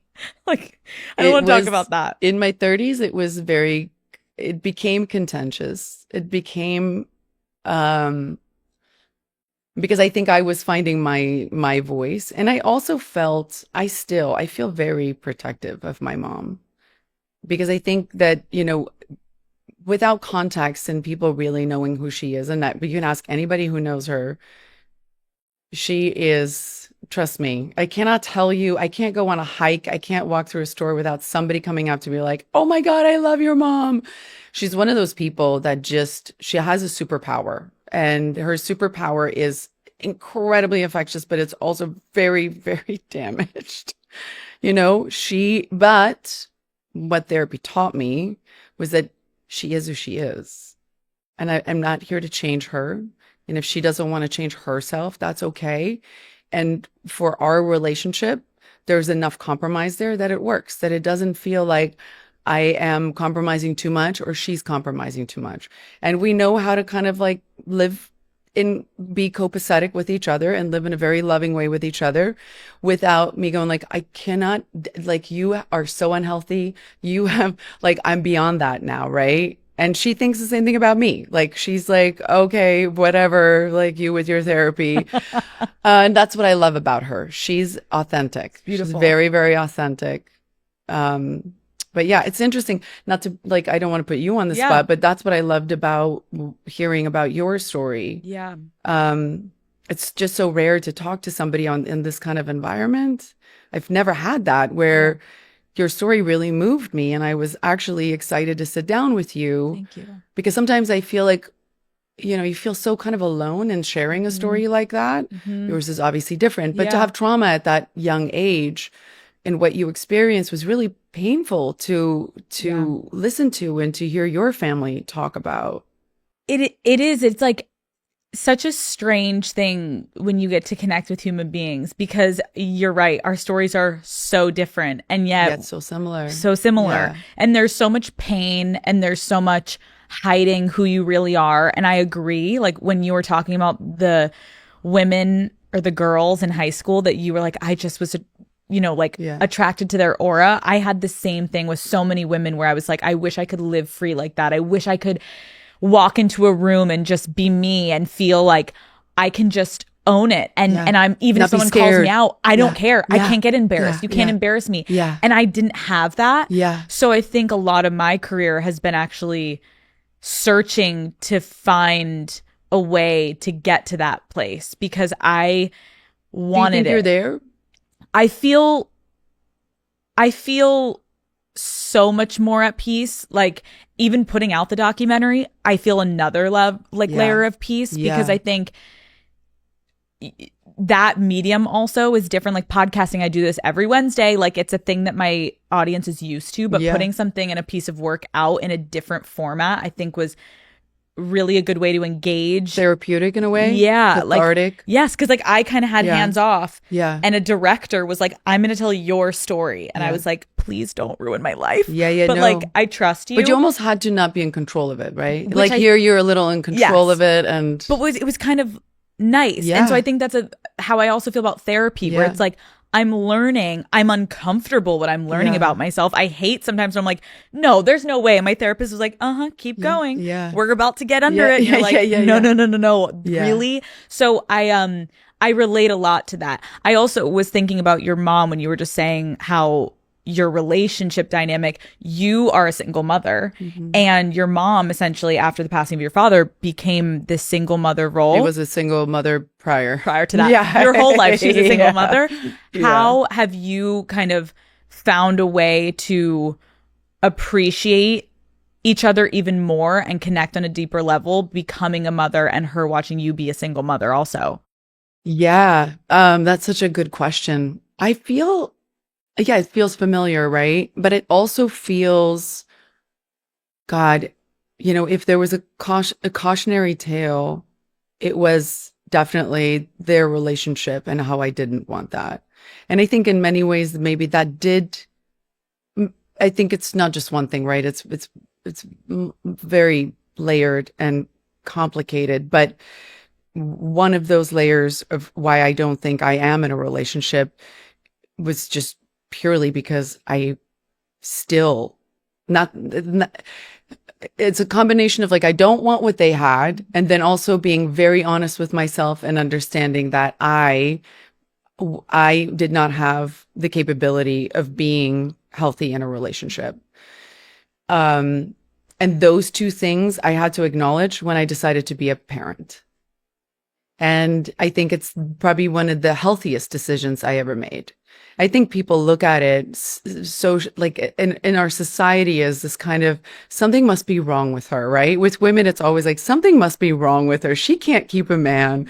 And it's never part of the discussion of like, wow, she's really living her truth. Like she's living in her happiness. Like this is actually a choice that she made. I like want to just like look at them and just be like, do you know how fucking great it is to live exactly how I want to live, to experience motherhood exactly how I wanted to experience it? And I know the next thing they say is like, well, that's not fair on your kids. Can I tell you something? That will be their story to tell. I can't tell you. I can only tell you that this is the best way that I know how to be a mother to them. And maybe they'll grow up and tell their story, and I will respect that. I just know that this was the only way that I knew I could do it. And my fucking God, do I love every single day of it. I love that I don't have to share them with somebody. I love that I don't have to run every fucking thing by a guy. I love that I don't have to, well, oh my God, co-parent. I fucking love that I don't have to do any of that stuff. And my children, you know, we joke. Listen, I think you can tell, like, this is how I raise my kids. Yeah. Like, right? We don't hide this shit. They're like, oh my God, Mom, I can't go to Sarah's house because like her father. And I was like, oh my God, aren't you guys so happy we don't have to deal with that? And like, oh my God, Mom. That's amazing. Yeah. So this was how I wanted to be. I don't even know if I'm answering your question. I'm so sorry. No. This helps because it's like you broke this cycle, yes, essentially. I broke the cycle.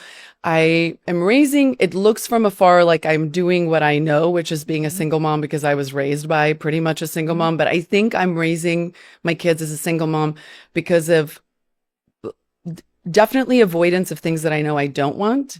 And also understanding who I am fully and being honest with who I am and what I can give right now. And who I am is, at the time that I wanted to be a parent, was not somebody who should be having kids with another person. I think that is the most mature, self-aware thing that anyone could ever fucking do. With kids, truly. You have to be that honest because it's a child's life. You have to. And you, again, sitting here being like, I've lived what a single mom looks like who's not actually single, but we're happy about it. Right. And yeah. It's like the autonomy you've given yourself to find your happiness and give your kids a different life and a different meaning to what a single mom is. Yes. It's beautiful. Yeah. It's thank you. Yes, thank you for recognizing that. I also love that I don't know what the future is going to hold, right? That's the other thing. It's like, this is like this moment and this time in my life now. And I mean, I'll be honest, I have tried dating and I can tell that no man's moving into our house while my daughters are there. Like, that's not, and by the way, I don't think I can do it. Like, I literally can't imagine a man moving into our house and me sharing my closet, or like, I don't see that happening. Right. But then I imagine like being an empty nester and how that part of my life will be. And by then feeling like maybe I will feel like I want to be in a relationship. Yeah. There's this notion that somebody like me must be missing out on something, and that people feel sorry for you somehow, that you're missing out on love. And you're like, guys, I'm telling you I'm good. And they're like, no. It's the thing that you don't quite realize until you have kids. And I'm not saying that it replaces one love with the other, but it is such a tremendous love that I do not miss love. You know, I might miss sex. Fair. That's fair. You're like, my vibrator is only doing so much. Yeah, no, look, the vibrator is good. And I'm having the kind of sex I never had in my 20s or in my 30s. Love. Yes. And so that part has been really exciting.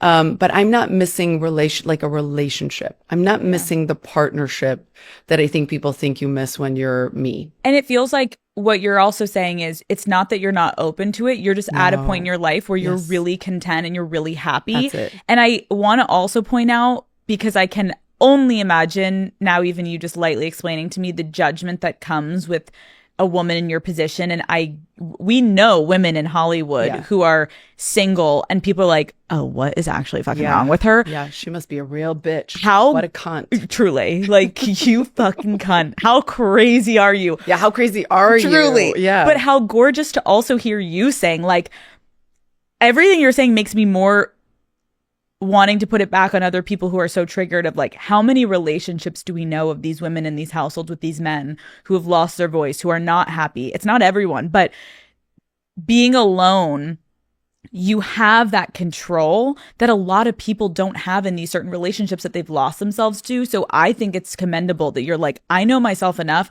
I'm going to stay right here until I want to change it. And then maybe I'll change it. But guess what? It's your decision. Yeah. Yeah.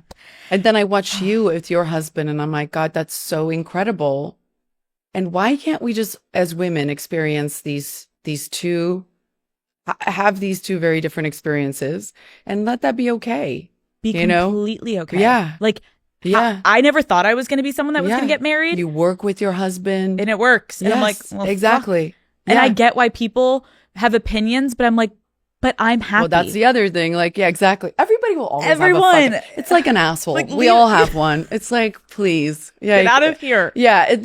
At my age, I'm like, I honestly, there's like I can't make enough zero fucks. Like, I'm like, I love that from you though. Immediately when you sat down, I was like, I fucking love you. Like, this energy is what we need. The girls need this energy. Good. Okay, let's go back. 19 years old, your mom buys you a plane ticket to LA and is like, one way, you're gonna become an actress, go. And you land. What the fuck was the plan? Well, I think now you understand a little bit better that she was like, the next morning, she was like, you're going to school. Right. So I was in New York. I was living in somebody's basement. I was there. I did not have, I think I overstayed on a tourist visa. So I was kind of in this no man's land of, I wasn't there legally. I couldn't really dance anymore. I wasn't happy with my life. I felt like my only other option was to go back to South Africa, a country that was in tremendous turmoil at the time, at the brink of civil war breaking out. And I had nothing really to go back to. When I had to think about how was I going to survive, I was like, am I really going to take over my mom's construction company? I was willing to take, and also when you're young, you're fucking insane. You're so stupid, so naive. I was like, this sounds like the best idea ever. Yes, let's get a one-way ticket to this place called Hollywood. And I will get on this plane, mother, with this credit card that there's no money in there. I know, but you're trying to make me feel better about. And I know nobody, and I will get in a cab and I will go and find some motel to live in. Those were better options than getting on a plane and going back to South Africa for me at that time. So you get there and how are you initially making ends meet before you get all modeling? Yeah. So modeling was kind of my waitressing job. Okay. 'Cause turns out nobody's really checking your visa. They every once in a while will get you an O1, but they don't really care. Or back then. Yeah. Sorry, I'm just going to take this out. Oh, you got it. I tore my interquartal muscles or whatever. Coastal, intercostal muscles. By doing something? Yeah, I did something stupid. But anyway. Get cozy. So I got here. I didn't know anybody, but modeling was always kind of an income for me. When you started making money, what did you spend your first big paycheck on? Call Her Daddy is brought to you by Tinder. Daddy Gang. You know that feeling of finding an amazing hole-in-the-wall restaurant when you're traveling to a foreign city? There is truly nothing better than having the best meal of your life surrounded by locals where nobody knows you're a tourist. Well, with Tinder's help, you can have more moments like that and get a true taste of the local life. Tinder's passport mode can be the best travel companion when you're looking for a local tour guide in any city in the world. Try Tinder Passport globally to connect locally during your travels or even before you start packing, all while making traveling to a new place feel easier. With Tinder's help, add more plans to your itinerary by matching with a local and setting a date to see the city through their eyes. Passport mode is also a great way to help immerse yourself deeper into the culture and have more authentic experiences while traveling. With Passport mode, there's so much to discover. Explore all of the possibilities for yourself. Tinder, it starts with a swipe. Download Tinder today. When you started making money, what did you spend your first like big paycheck on? Well, I didn't make any money for a while. I was really like not even like paycheck to paycheck. I was like I was waiting for 2 paychecks to fill in. The first job as a model that I ever got that I remember going to the bank and cashing this check for $75,000, and I can tell you exactly what I wore that day. I can tell you exactly how I felt. I can tell you how I walked to my Ford Escort. Like it's so vivid in my mind because it was a moment of complete freedom. Like it's so hard to explain, but I think women or having financial freedom is something that is so important. And when you don't have it and then one day you feel like you have it, it's a feeling that you never forget. You never forget and you never want to go back. No. You're like, oh. But I also like stupidly, I was like, well, I'm done. I'm set for life. Like I was like, I'm balling. Yeah. Like, oh, well, I don't have to worry about that again, you know? But I didn't spend it on anything. Nothing. Just to, yeah, I was so scared of having to like go back to South Africa. You start getting into Hollywood as a young woman. Like, what were your first impressions of Hollywood? It was confusing, you know, because I didn't know what it was. So I was kind of like, you have to understand where I was raised, we had television from 6 o'clock until 9 o'clock. Like we had 3 hours of television and then we had nothing. And my access to Hollywood was so limited. We had a magazine that would write about celebrities. That was really the only information that I ever got about celebrities. I watched movies and thought that it was like a job that your neighbor did. I didn't know they were celebrities. I thought that Tom Hanks was just some guy that had this job and he was an actor. That status thing didn't exist for me. So when I got here, it was crazy. I was like, oh shit, like people are like celebrities here.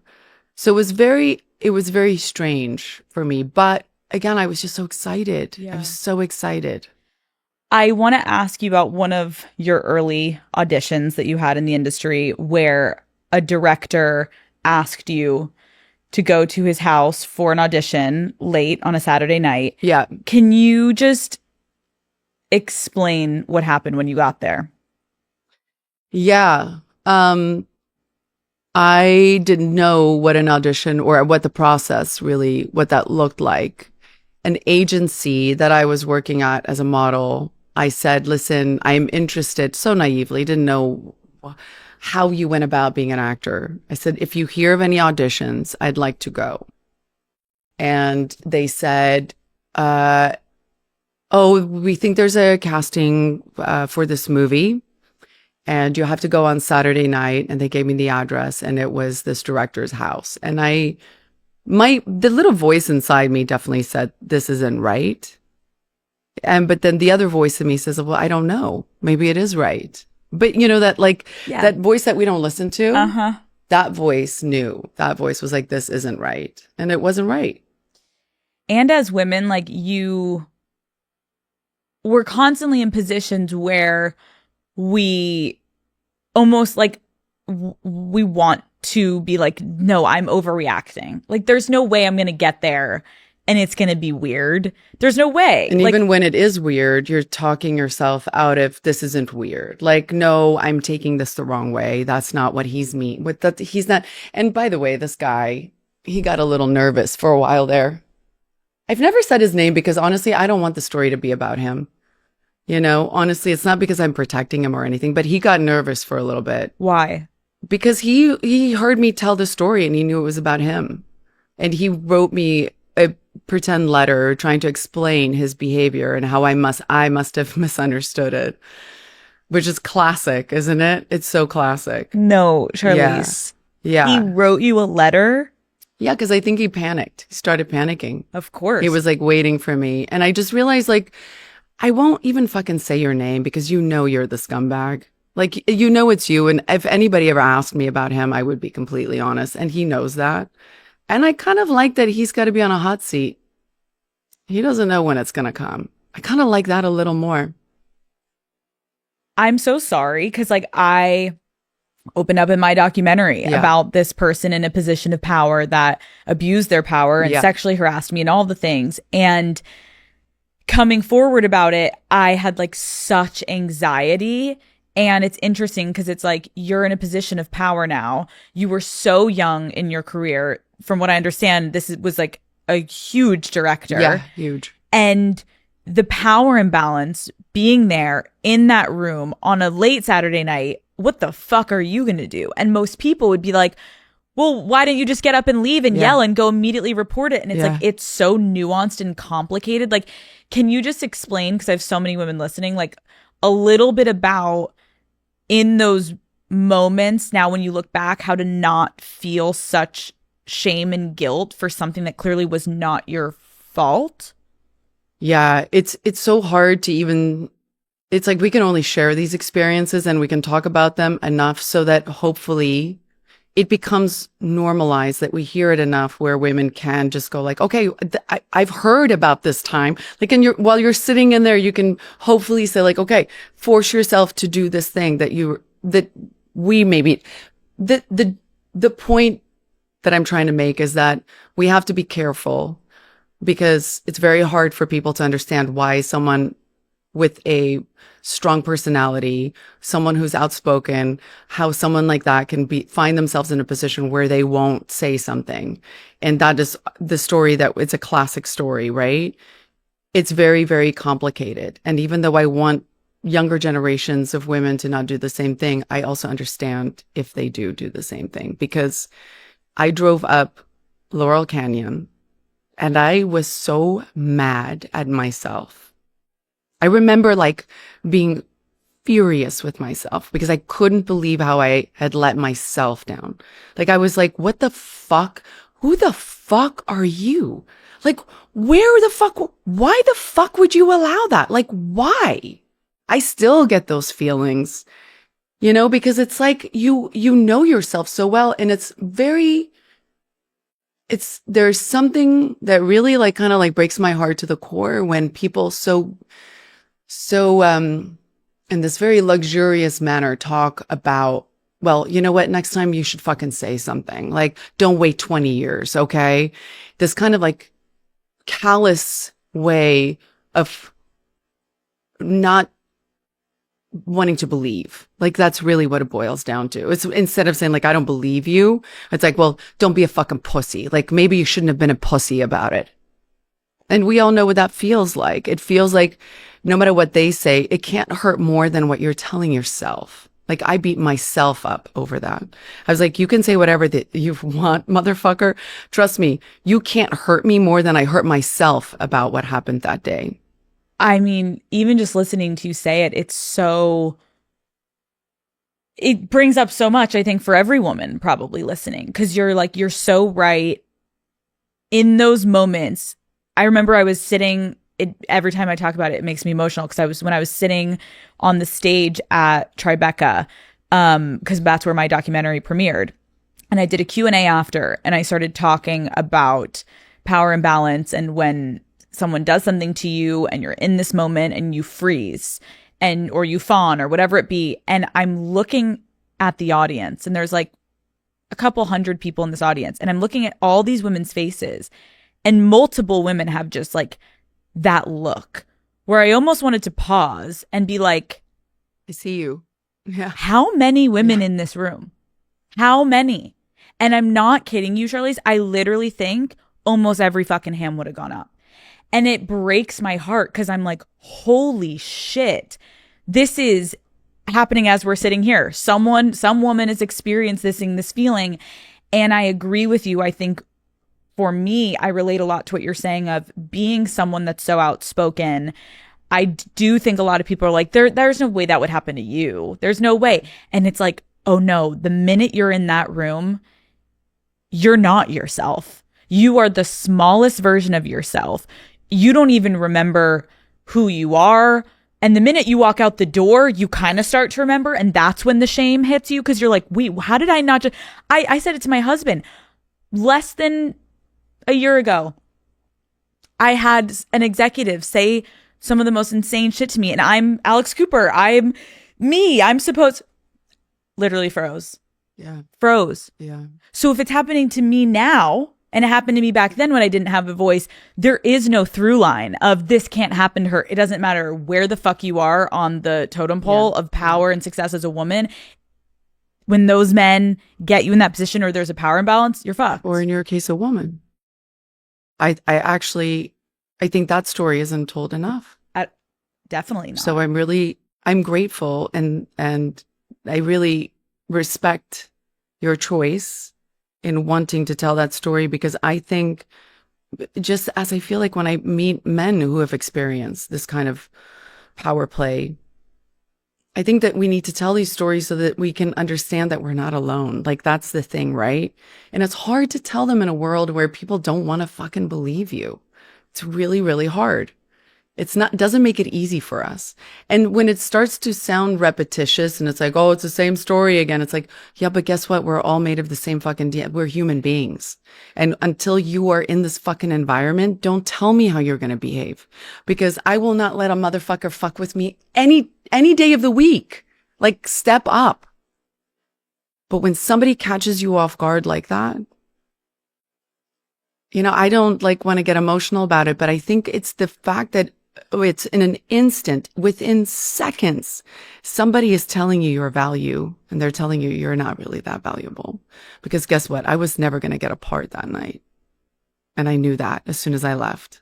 Like, when I was driving up Laurel Canyon, I knew I wasn't there because I had some value that I was going to bring to this man's movie. I was there for one thing. I was only valued for one thing. That was it. So when somebody does that to you, you will fucking freeze. No matter who you are, you will fucking freeze. And the conversation you also brought up of, why did it take you so long, right? Yeah. I had experienced some people being like, oh, 10 years? It took you 10 years? Yeah. Now that you have this platform, now all of a sudden you want to talk about it. And it's like, 10 years, yes. Because like you just said, when you're driving up Laurel and you're leaving that moment, and how quickly you realize your worth and who you are, and then you're mad at yourself, it starts to almost seep into every single decision and interaction you go forward having in that industry, whether or in your relationships, whatever it seeps into. So yes, it took me that long because I had to repair what that person broke in me, and I had to find a way back, and it still fucking hurts, and I still feel uncomfortable, and I still cry about it. There's no closure, but there's a little bit of a semblance of healing. But yeah, it took 10 fucking years, and sometimes people are going to live the rest of their lives and never get to feel any bit of healing. So like, there is no timeline. There's also the complication of, I feel when I watch your documentary how much you love playing soccer. Someone's taking something away from you that you love so much. So there's that fear on top of it, right? Like, I remember I had this constant kind of worry for myself. Like, I was like, if I don't make this work, like, the alternative is just so fucking dark. Like, I don't want to have this other life. And so that was like the added thing on top of it, was like, they're fucking with something that you really love. So it makes it even harder. It makes it more complicated. That's their power. Yes. That's their power over you. That's the, why didn't you speak up? But most of these women are sitting there and like, this is my job. Yeah. This is what I it's so complicated. So I think the takeaway for any woman listening is also just like, we see you. Yeah. There is no answer, but. And we're not sitting here saying because of our experiences, you should do this. You're probably not. And we understand. And we need to be a community that can support each other. We can stand together. Truly. Yeah. And fuck those fuckers. Fuck those pieces of fucking shit. Fuck those fuckers. You fucking motherfucking ass bitch. Fuck you. What have you learned? That's the beginning of your career. What have you then learned about your own strength through this crazy time in the industry that you've had? I feel fortunate that that I think I don't mean this in like a feel sorry for me way, but I feel like I had a hard childhood. I think it set me up for an industry that's hard. I'm hoping that it can become less hard. I'm trying to be part of solving the problem. But I think it was the thing that helped me. It kind of set me up in a way where I was so the fish out of water. Like, you don't understand. Like, if you look at a map, that's where I was. And this is like, it was so, I'd never been on a plane. Like, I'd never left South Africa. It was so insane to be that kind of a fish out of water. But the core of my experience as a child and being a survivor really, really helped me. It just really helped me to kind of, and this is not, I'm not prescribing this to anybody because I don't want this for my own daughters, but I could suck it up.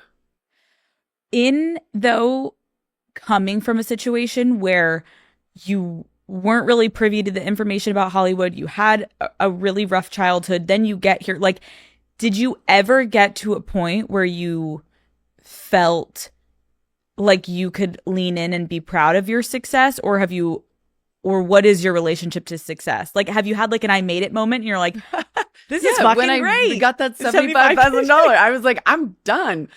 I have had many moments like that because I think I always, I think what happens when you experience death at a young age, I'm not speaking for everybody, but for me, it made me hyper aware of time. And I also think that growing up in South Africa, at the time that I did, when AIDS just ravaged my country in a way, it brought it to its knees. As a woman, you just couldn't help but feel like you were going to die of AIDS. Like, that's just what it was like. Like, I had this constant fear every time I had sex with somebody. I was like, I have AIDS. Like, I would go and get tested. And so I had this constant feeling of time running out. So when good shit came my way, I really I felt it. But I also felt this thing kind of chasing me, like, time's going to run out, time's going to run out, time's going to run out. Like, you got to get it all in. You got to pack it all in. You got to get it done, which is a horrible way to go through your 20s. So I have had I've had great success, and I've had a ton of great opportunities come my way. I've always said this. I really believe this. It is not just about talent. There are people out there that I know that are way surpass my talent, that will never have the opportunities that I had to showcase them. These are all things that I'm so aware of. So I try to, it's gotten better now that I'm older, for sure. Like, I can definitely sit in a moment. I don't feel like I have to make a movie every 5 seconds. I feel like I have other things that are more, that I kind of gauge my success at. It's not just work related. But I also, listen, after you win an Oscar, there's a part of you that can go, oh shit, like, what do I do now? Like, how do I, what am I stepping up to now? Like, everything is going to be shit after this. And then after you realize, like, yeah, it's probably going to be shit, you just go like, well, the fuck that then I'm just going to fucking make movies that I want to make. Like, I got an Oscar, bitch. Like, I got nothing else to prove. So let me just fucking make shit that I want to make. So fucking It's nice. great. It's very freeing.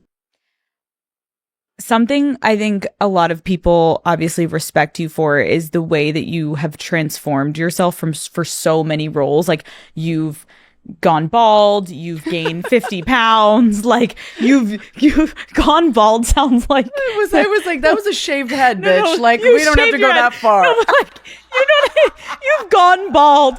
You know what I mean? Well, you were bald. You shaved your head. There's a buzz and there's bald. Like, let's You've just gone bald. You're like, Yeah. I buzzed my hair. Yeah. But you know what I mean? Like, Yes. you've really taken things to the extreme. How, when you were doing those things within your career, did it affect your confidence, or did it not?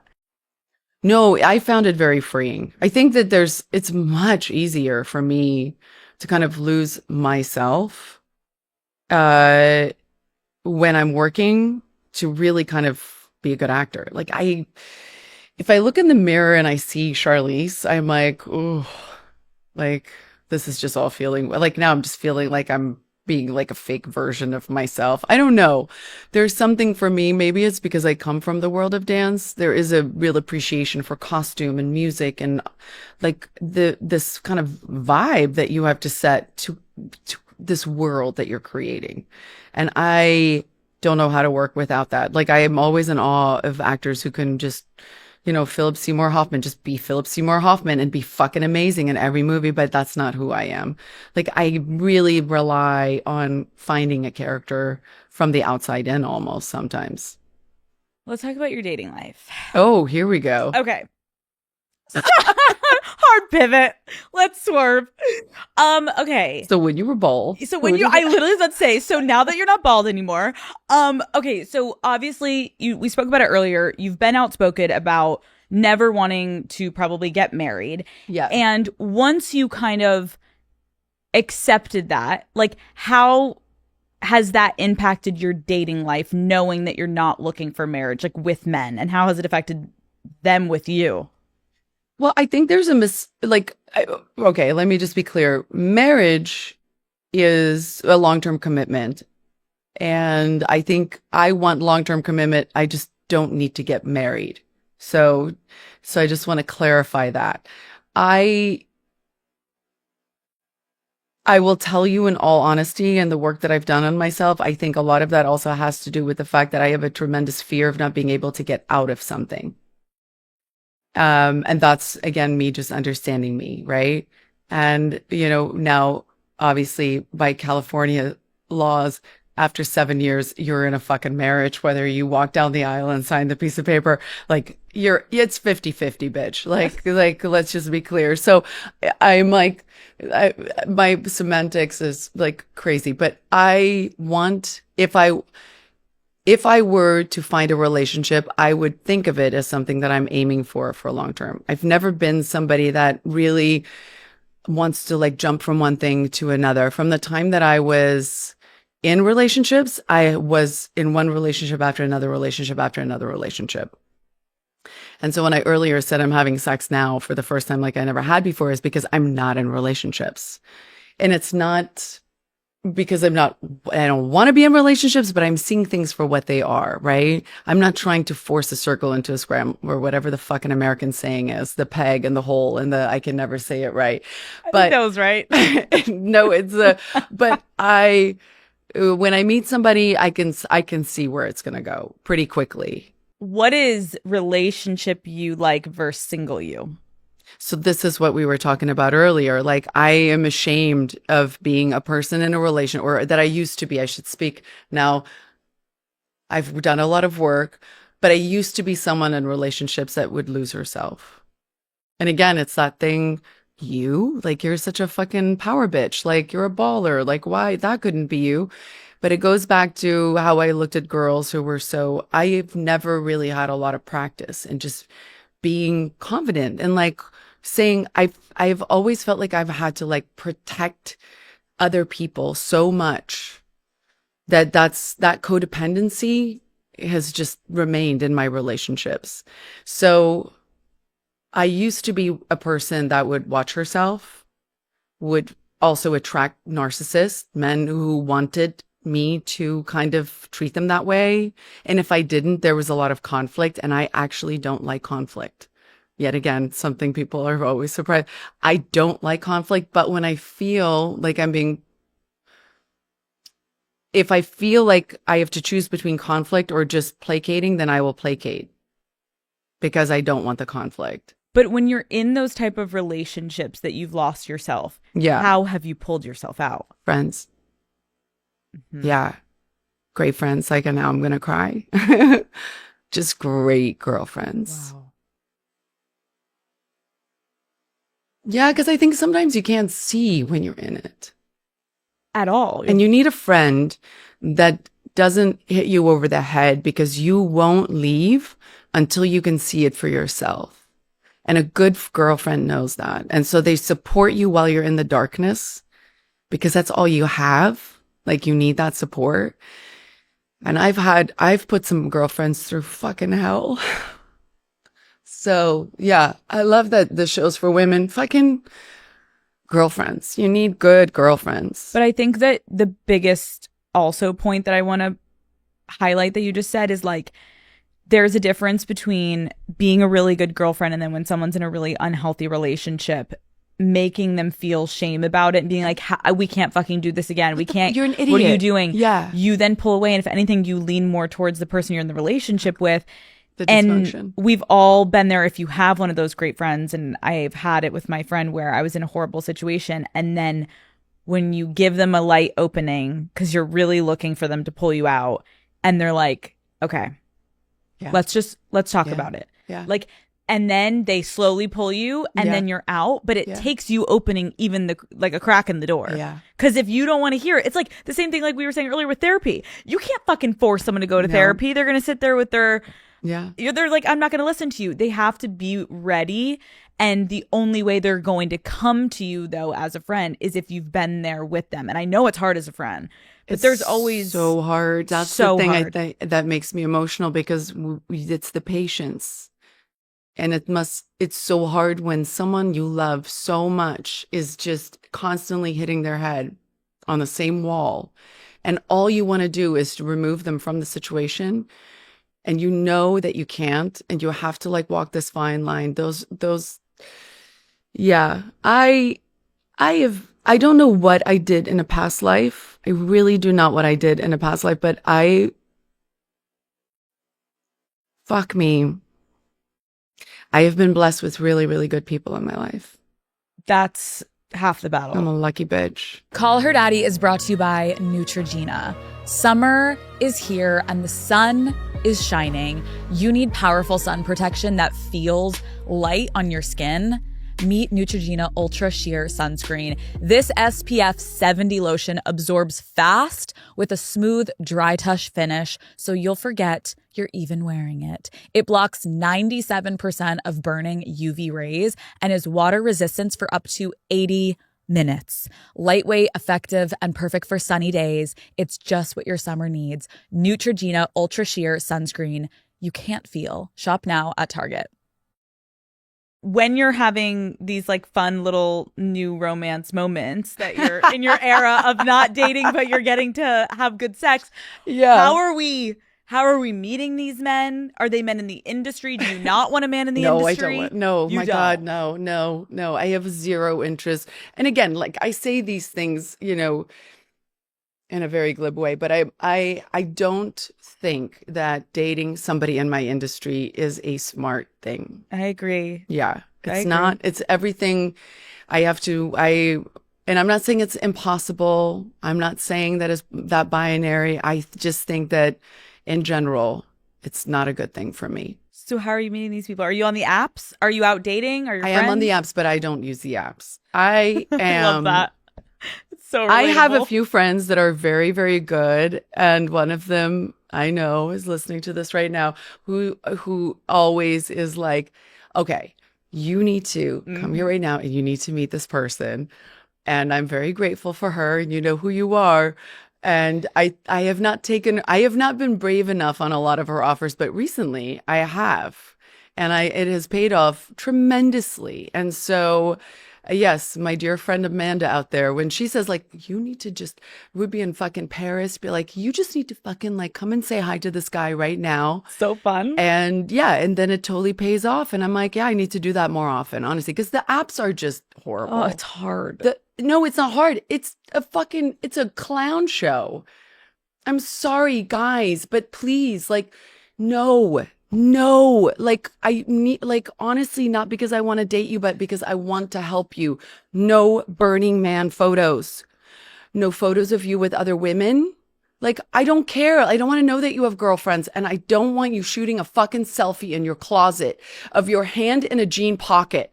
I don't. I'm sorry. I don't want to see you looking at yourself in a mirror that way. It makes my vagina close. I just can't. And don't tell me you're a CEO because you're not. Like, I'm sorry. Of what? Of some business you can't explain to me that none of my friends can understand? Like, no. And then, no, you don't live in this apartment no, you do not have a business. Stop. You're a fucking joke. You know, I get wet when you just tell me who you are. Like, don't be pretentious. I'm sorry. Picturing you on the fucking apps with your girlfriends over like wine one night being like, let's just open this shit up. Well, by the way, that's how it started. I was like drunk enough to have a girlfriend be like, let's just fucking do it. I was like, yeah, let's do it. And that's how I ended up on this fucking app. Listen, I could take myself off the app, but I am like secretly fucking enjoying the joke. It's great. It's the joke. I'm sorry. I'm not trying to be mean. No, it's okay. I'm not trying to be mean. But like, I'm trying to like help. This is like, think of this as like help. As I'm a 50-ass-year-old woman telling you, don't do it. Girls don't like it. They don't fucking like it. It's so true. Yeah. The hand in the jean in the closet. Can't.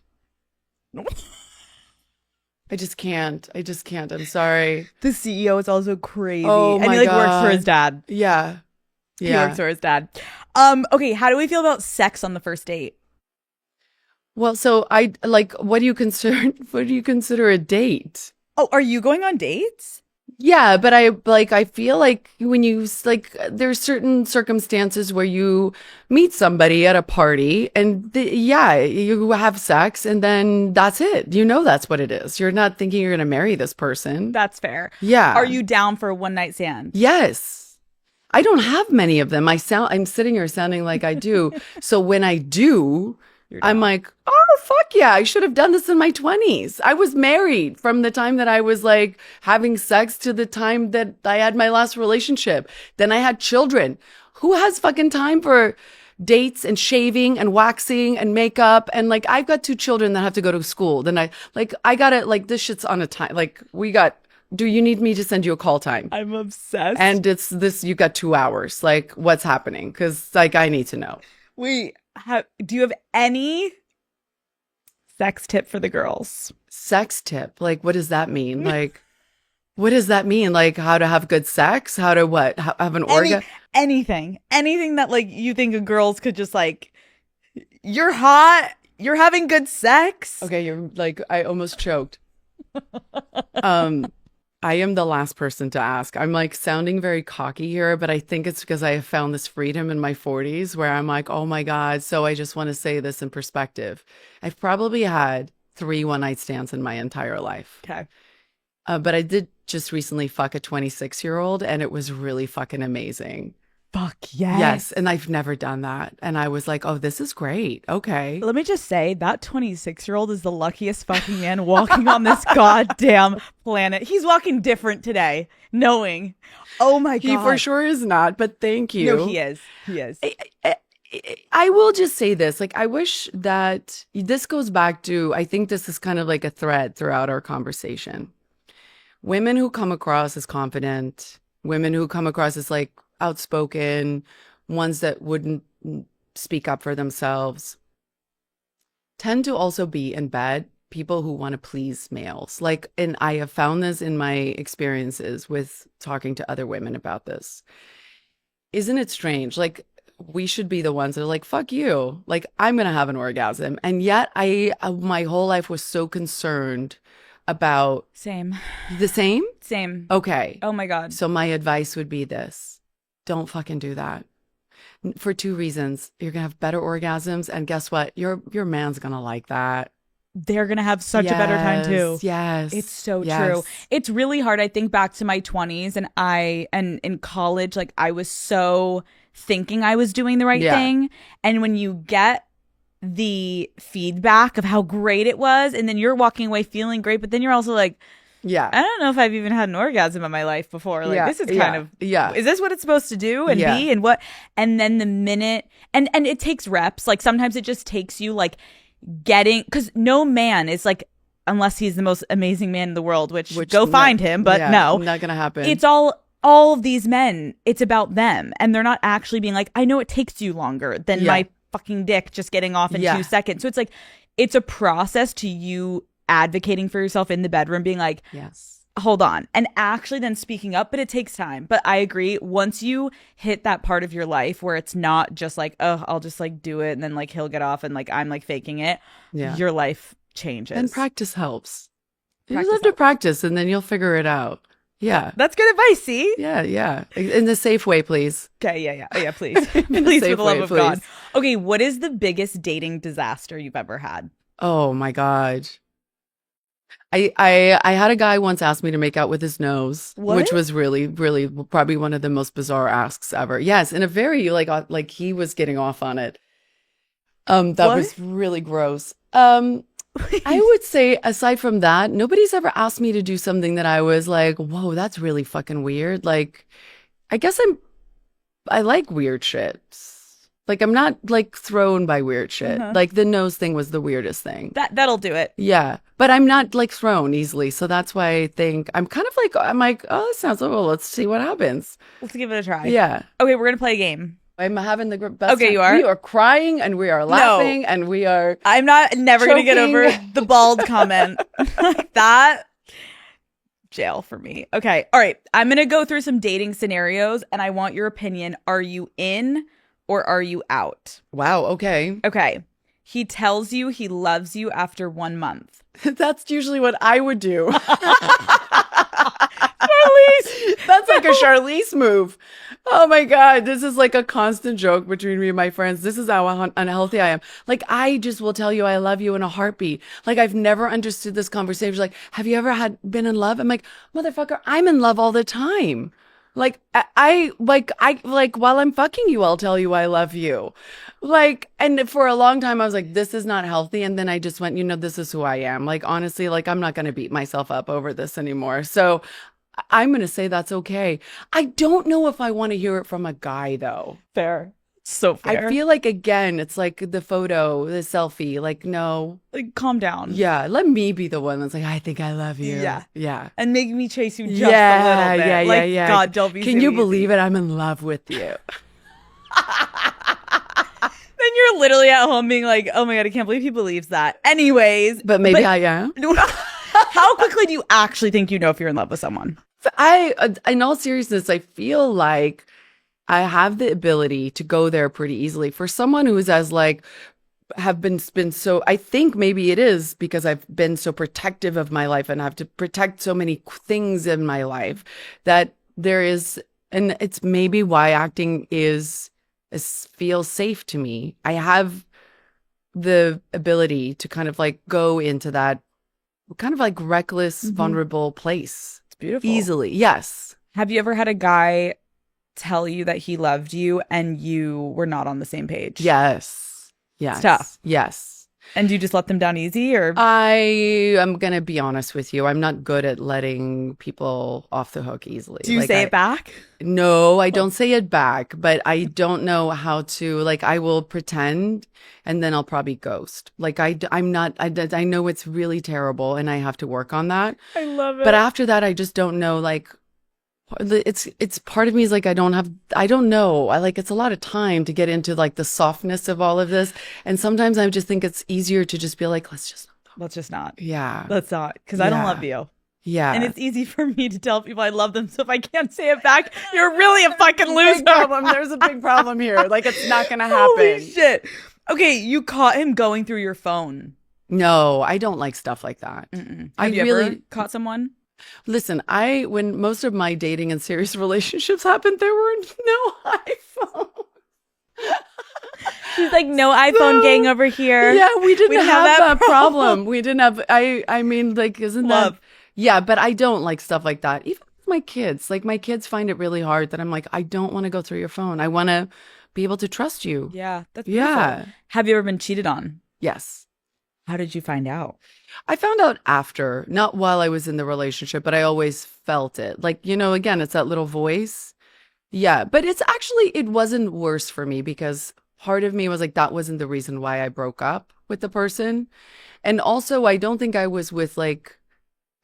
was constant all the way through. I think it was like towards the end, or it was like somebody thought like a blowjob wasn't cheating, like shit like that, But Classic them not thinking of blowjob Yeah. cheating. Just the Yeah, classic white stuff of men. Like, that doesn't count. Oh, yeah, no, you getting your dick sucked did not count. For sure. No, not at all. Totally Yes, fine. You're 100%. good. Did you ever confront him about it, or no, you just let it go? No, because most of the time I found out afterwards. Yep. And then by then I was like, I couldn't give two fucks. Okay, he hates cursing and asks you to stop saying fuck. Impossible. Absolutely. If I can't do that in front of my children, do you really think I'm going to do that for you? Go fuck yourself. And I don't even love you here. Like, this is like before I've even told you I love you. So True. Yeah. True. Okay, what is something you'll never compromise on in a relationship? Now, Mm-hmm. I think I've talked about it. I will not lose myself. I will not make myself smaller, and I will not do things that are not authentically. It doesn't mean that I'm going to be selfish, but I will not make myself somebody that I'm not for you to feel better about being in a relationship with me. I fucking love it. Oh, thanks. No, because it's like you being aware that that's your one thing. We all have that, right? Yeah. Like, I had that for so long where it was like everyone knows that one thing that you're like, okay, this next time I've got to stand my ground and I can't let myself do X, Y, or Z.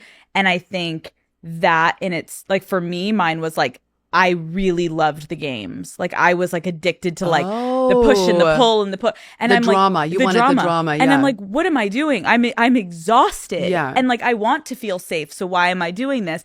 And finally, Why? we're still working on that. I still don't fully know why. Do I you was still doing do that. it? Or- No. Okay. I am so happy. You're aware of it now. Matt was the first person that literally, it was like like a month or so in, and he was like, I don't know what you're doing, but I have literally no interest in it. So let me know if you want to continue or I'm done. And I was literally like, wow. I'm in love with you. But you obviously didn't stop it straight away. No, Like, it was a concerted effort for me to Yeah. recognize like I had become used to a pattern. Yeah. And it became familiar to me. And then Yeah. you jump right into the next thing. And a lot of it made me feel like if we fight, then when we come back together, we feel closer. And it was a bad cycle I got into. And then Matt was the first person that I broke that cycle for. And it was like I made such different life decisions with him that I was like, wow, I must really love you that I'm trying this hard to like not That's be. amazing. Yeah. So, That's we all have our amazing. thing. Yeah. Okay. So you told him right there you loved him. That was Yeah, it. then I That was like, the let me take my pants off, fuck me, and I love you. All in one night. Let's go. Woo! No He's games like, here. this bitch is crazy. You're like, you want no games? No, literally, let's go. Yeah. But actually, that is We're something getting married. No, tonight. Let's go to Vegas. He's like, you're insane. Yeah. Okay, let's talk about your new movie, The Old Guard 2. Yeah. What does it feel like playing this character again? Like, is it exciting to get to do something a second time? Yes, it's challenging, but also yes, it's exciting because I've been wanting to do television for a while, or like a limited series, because I've never experienced having several hours to kind of build arc and explore a character. And so like my 20s, it's always felt like pack it in 2 hours or under 2. And so this was nice because it gave me an opportunity to kind of like go and revisit a character that I had played before, and I'd never done that before. But it also makes it challenging because then you're like, well, what do I want to go and explore? Like, what are the themes or the behaviors that I didn't feel like I fully fleshed out on the first one? So then it becomes complicated in that sense, but good complicated. Okay, you're hanging out of a helicopter in the movie. Yeah. How do you even train for something like that? You don't. There's no training for that. I wanted to do something. I don't like risk. I like challenging myself, but I'm actually not like like I have kids. And even prior to that, I'm not like someone who's like, I don't give a fuck. let's just jump off this roof and see what happens in the water. And I'm not one of those people, but I do like the challenge of being a producer and being able to have some power over talking about that developmental part of what is the narrative and the action, because that's where you can start to challenge yourself a little bit. And if you're making these movies, you should be asking those questions. Right. What is the most insane stunt that you've ever done in your career? Well, that would probably be one of them. Yeah. But, you know, if you hear the story behind it, it's not as crazy. It looks insane. That's why we did it. But it was explained to me by this incredible man, Fred North, who is like the guru of all helicopter stuff and movies. It's completely, he's like, this is really safe. No one's ever really done this, and you can do this completely practical. And that's really what I was looking for, was to do something that we didn't have to go on a stage and fake, and, you know, that I could have some cred and have a behind the scenes video that looked really fucking badass. And I could be like, yeah, and that's me right there. But yeah, so that's probably the craziest things.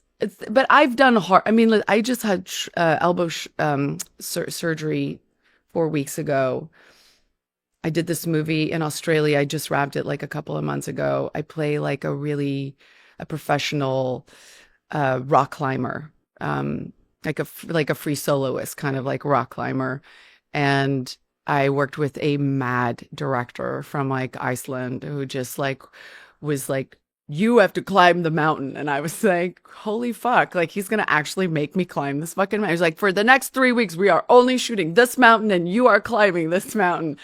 And I fucking climbed that mountain barefoot, like no shoes. Like it was insane. I look at the footage now, like I go back to the dailies and I go, what the fuck? But it's amazing. It's like you're in it and you just kind of go like, wow, it feels good to feel this strong that I can do this.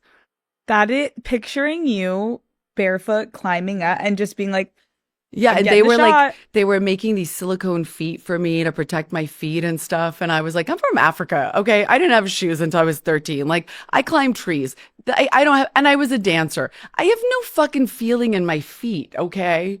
Put me in. Yes, I'm going to be fine, you guys. She's perfect for this role. Yeah. Thank God we got her here. Holy shit, this is amazing. At the end, this madman of a director who's fucking brilliant and I love him. He never gave me one compliment.